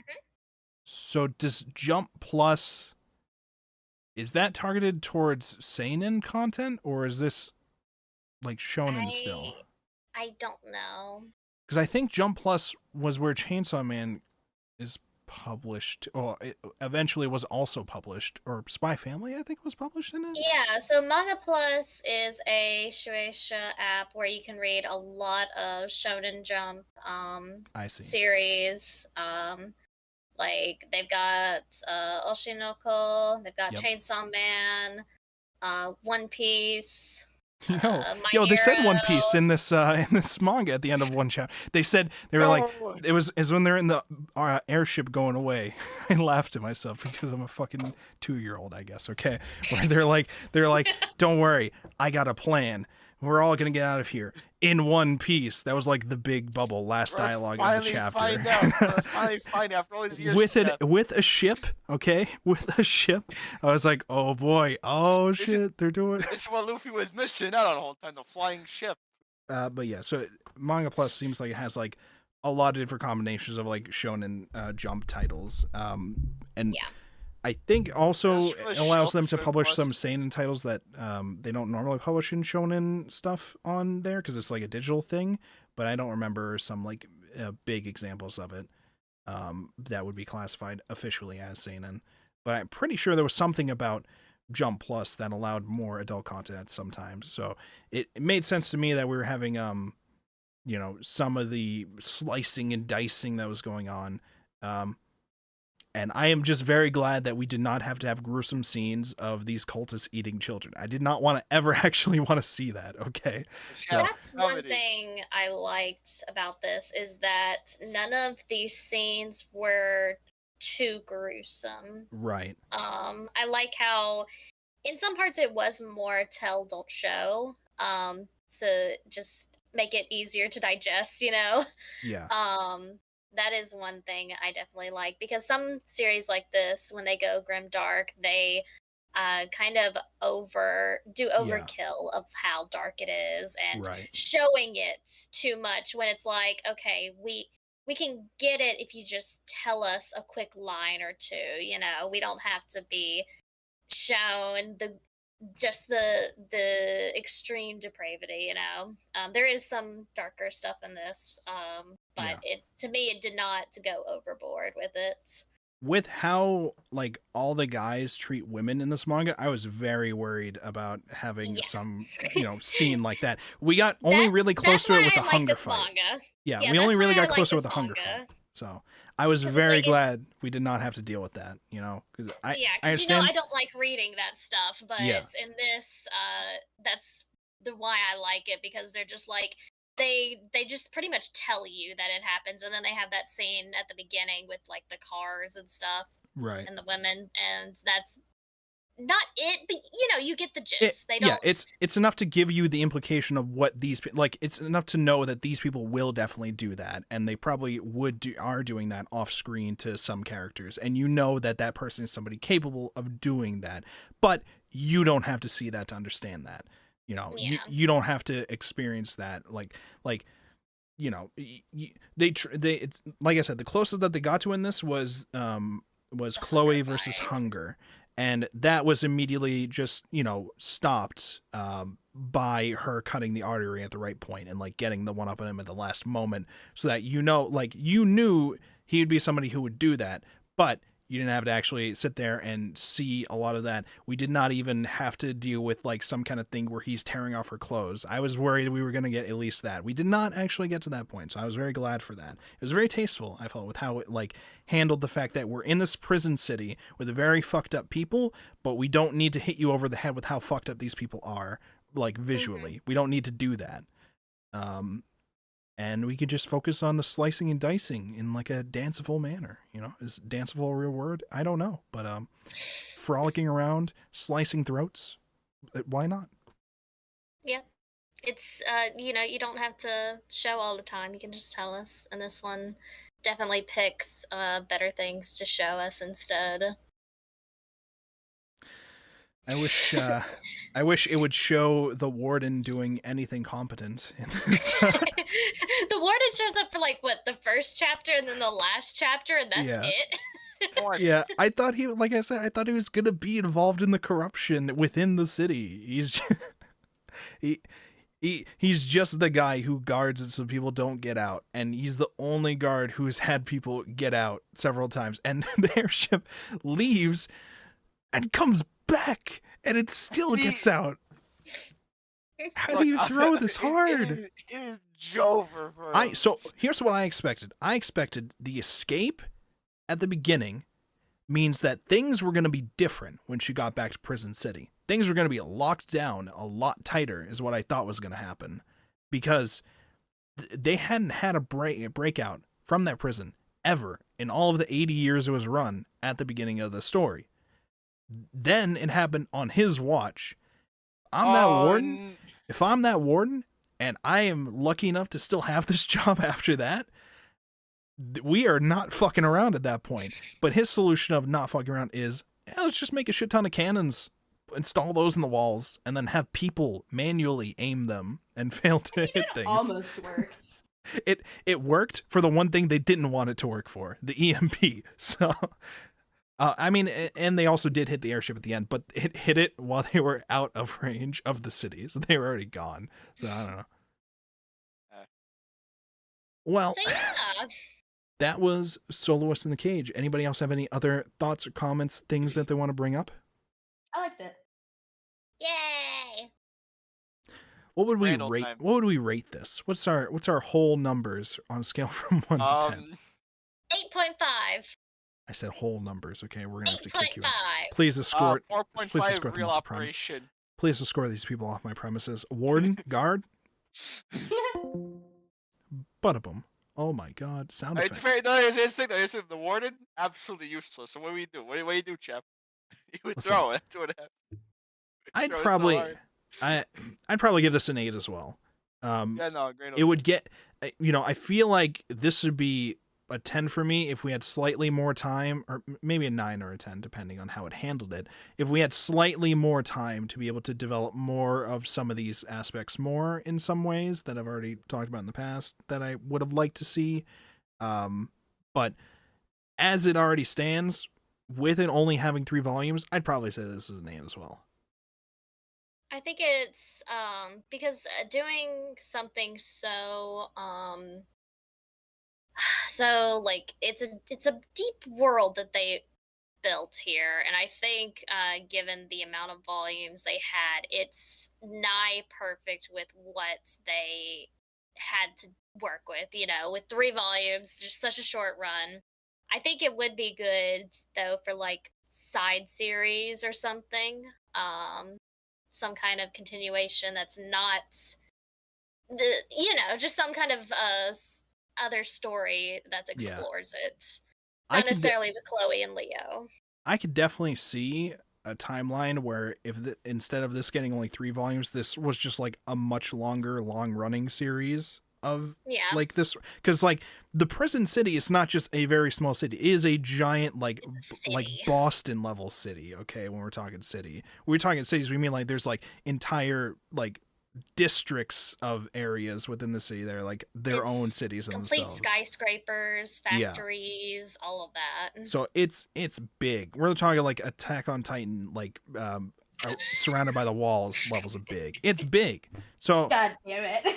It's what I'm trying to say is, slogan of this stream, it's big. It's big. We have a lot of room for a whole bunch of different arcs. We got like a mini arc of the bus dude and some gangsters for like a couple chapters, and then you had the big arc against the religious people. You could have had a whole bunch of other stuff with different, because I imagine in this kind of world there's a whole bunch of different like groups of different types of prisoners, just like in an actual prison. There's different types of factions within actual prisons too. And you could definitely have that. Instead, we only really focused on the children cannibals. They could have even had like a whole mini arc of like after she is with the children of like something that comes up, or maybe she has to go out and get something for them, or something while she's living there with them even. I thought there was going to be a whole faction of furries in that town, with all the helmets or whatever. Or, like they're like hunters that live within there.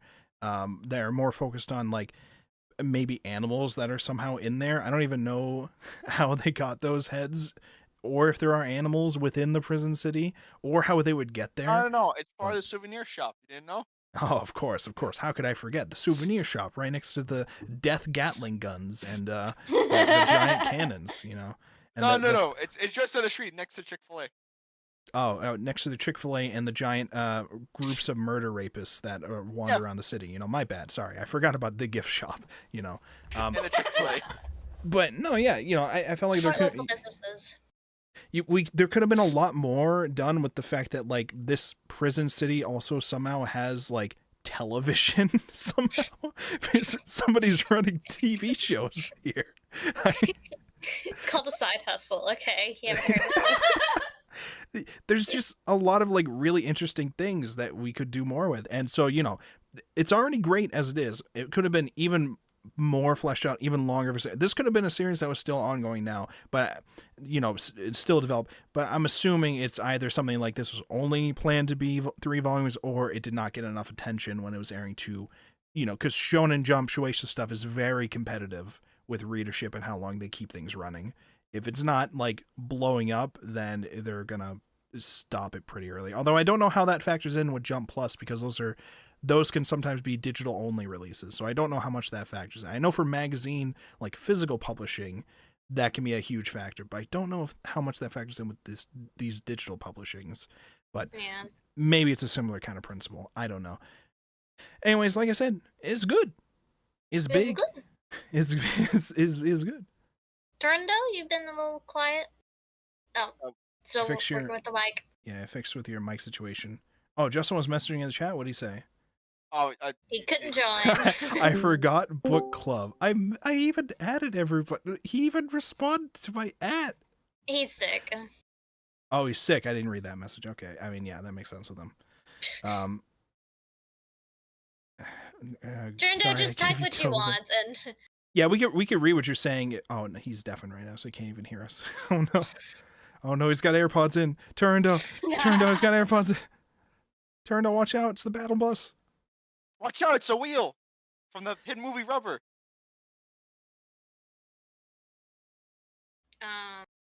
While he's maybe typing, I would like to shill the physical release of this. Yes.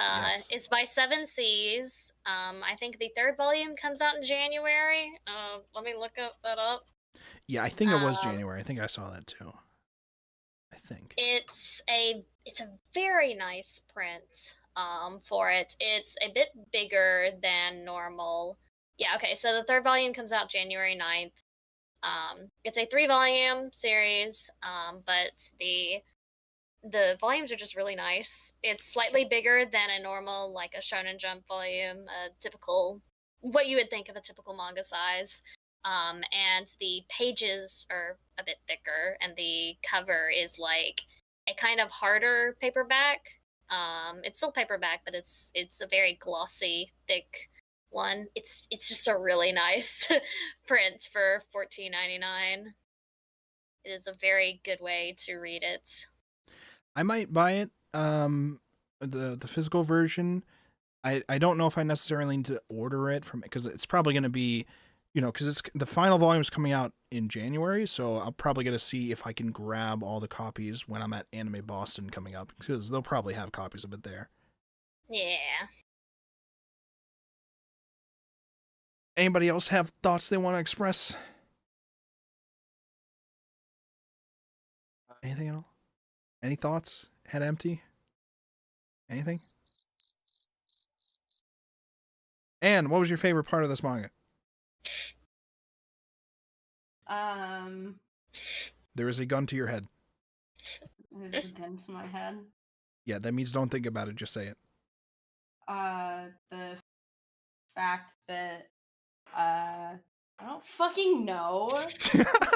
I didn't read. What you want me to do? Read? I'm sorry. I just started All reading. right, you could change one thing about this manga, and it's not the blimp blowing up. What would it be?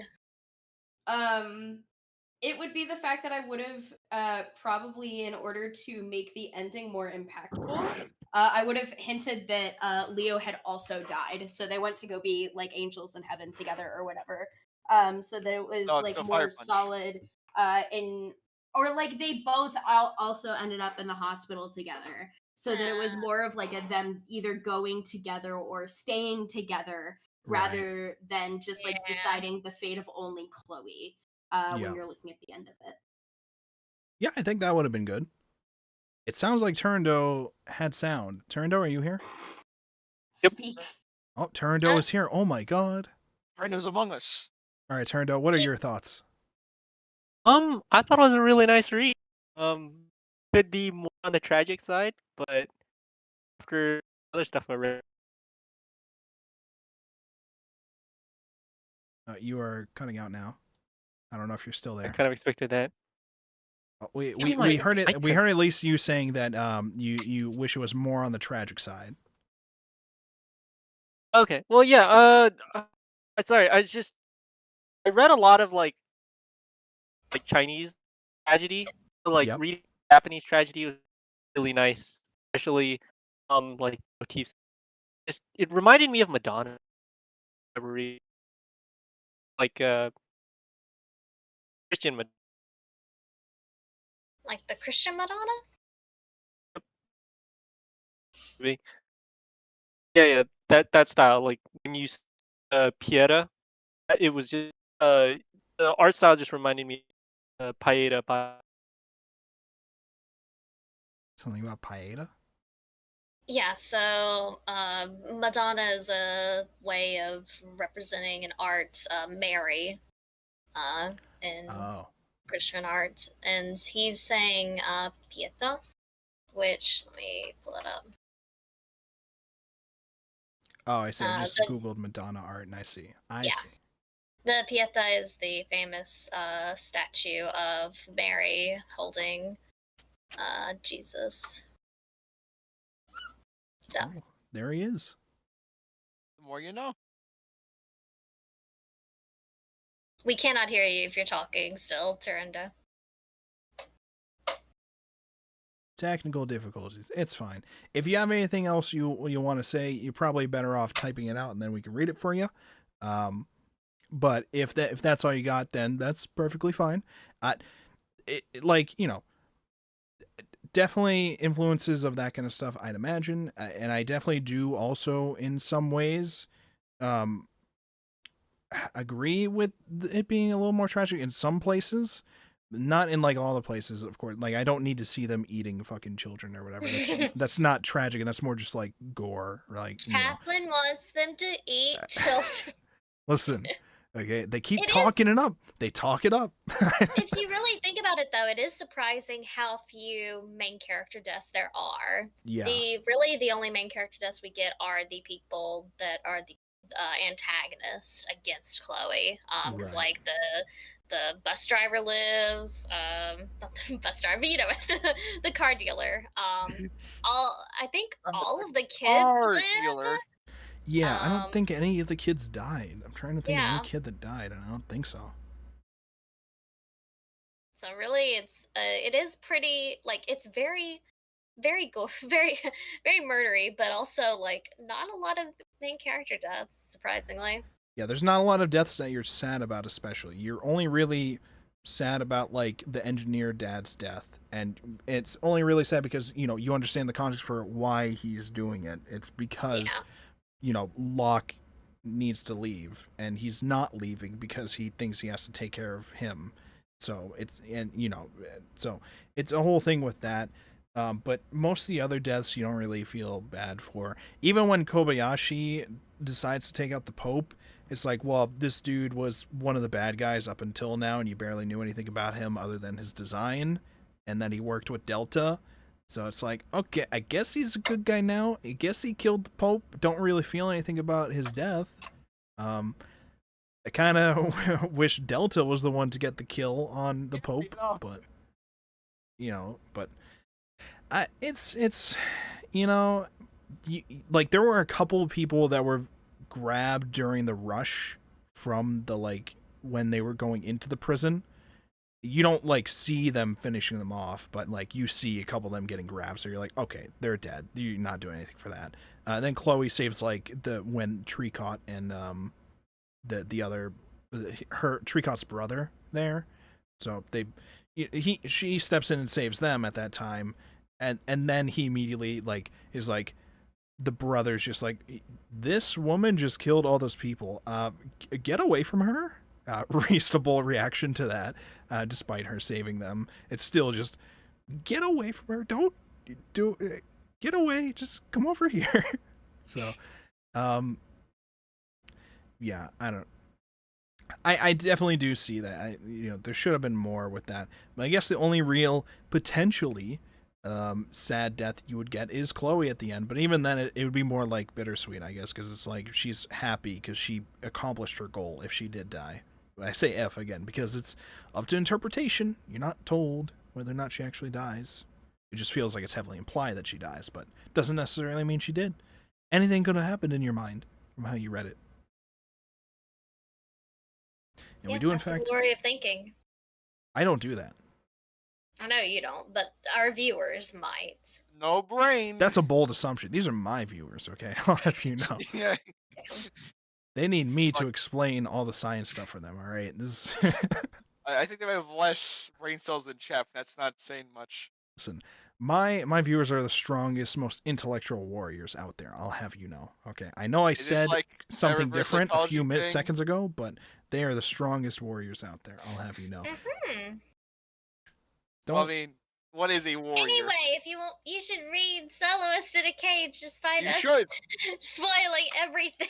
Oh, You should. what's that about? Maybe I should check it out. I've never heard of this before. Go check it out. All right. Well, thank you everybody so much for another exciting week of the Anime Book Club. We've talked about Soloist in the Cage. Quick shout out to the people who monetarily support and fund these memes every week. We got Lil Lasagna. Thank you so much for your YouTube membership. For Twitch subscribers, we have this person, Nyan Bacon. I've never heard of this person in my life. Oh my god. Patreons, we have Aztec and A Drifting, which I believe is Turndo. So thank you so much to the patrons. And yeah, so that's it for Soloist in a Cage. I'd recommend it. Sounds like other people here would recommend it as well. For next week, we are going to be discussing Turindo's mic is probably still fucked right now, so I will just explain what Turindo at least posted in the chat before. Next week is Turindo's pick, and Turindo has selected the first two volume ones of two different series. I believe both of them are webtoons. One of them is called About Death, and the other one is called I think it was Fushigi no Shonen. Yeah, Fushigi no Shonen. The first 3 chapters they said to read, so that's volume 1. And they sent us links for those, so I will compile those up into. I pinned the ones that he linked before. I will look through to make sure that those are fine and see if there's any other links that I can also supply for us or whatever, or any other informational things. You know, I'll do my Discord message pinned memes. Okay, we'll figure it out, and we'll read those by next week. Don't know how we'll do it for this week with the whole the one volume of 2 different series. That are also webtoons. I don't know how often I want us to do 2 different series in the 1 week, but we'll do it here because they're both just 1 volume. Yeah. But I don't want to make this a recurring thing in the future. It's fine here because I told everybody we could do this, and I think Turindo even asked if he could, and I said he could. But thinking on it now, I don't know if we want to do that too much in the future, but we can do it for this time. I think it will be an interesting experience for us to read a webtoon. I always just get nervous with webtoons because some of them can be pretty long, depending.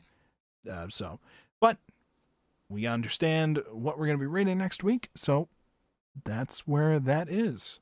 So I'll make sure that those links are all compiled in the chat, and we will go from there. Anybody else have anything final that they want to say before we wrap up the stream? I guess like the robot designs kind of remind me of like a Pantheon's. I liked the robot designs. Yeah, the robot designs were pretty sick. I kind of wish we got more action out of them. I can't remember these guys. Like, you know, I wish we got a warden who controlled these awesome looking robots, who was corrupt and an actual character within the show, and not just the loser bad guy who just fails. Who just threw so hard in every chance that he got. So all right. Well, thank you everybody for coming to tune into the stream, watch the stream, and thank you so much everybody for showing up to talk about the stuff. We are going to wrap it up here for tonight. Say goodbye to stream, everybody. Goodbye, stream. Goodbye, stream. Bye, stream. Goodbye, stream. Bye, Goodbye, stream. stream. Bye.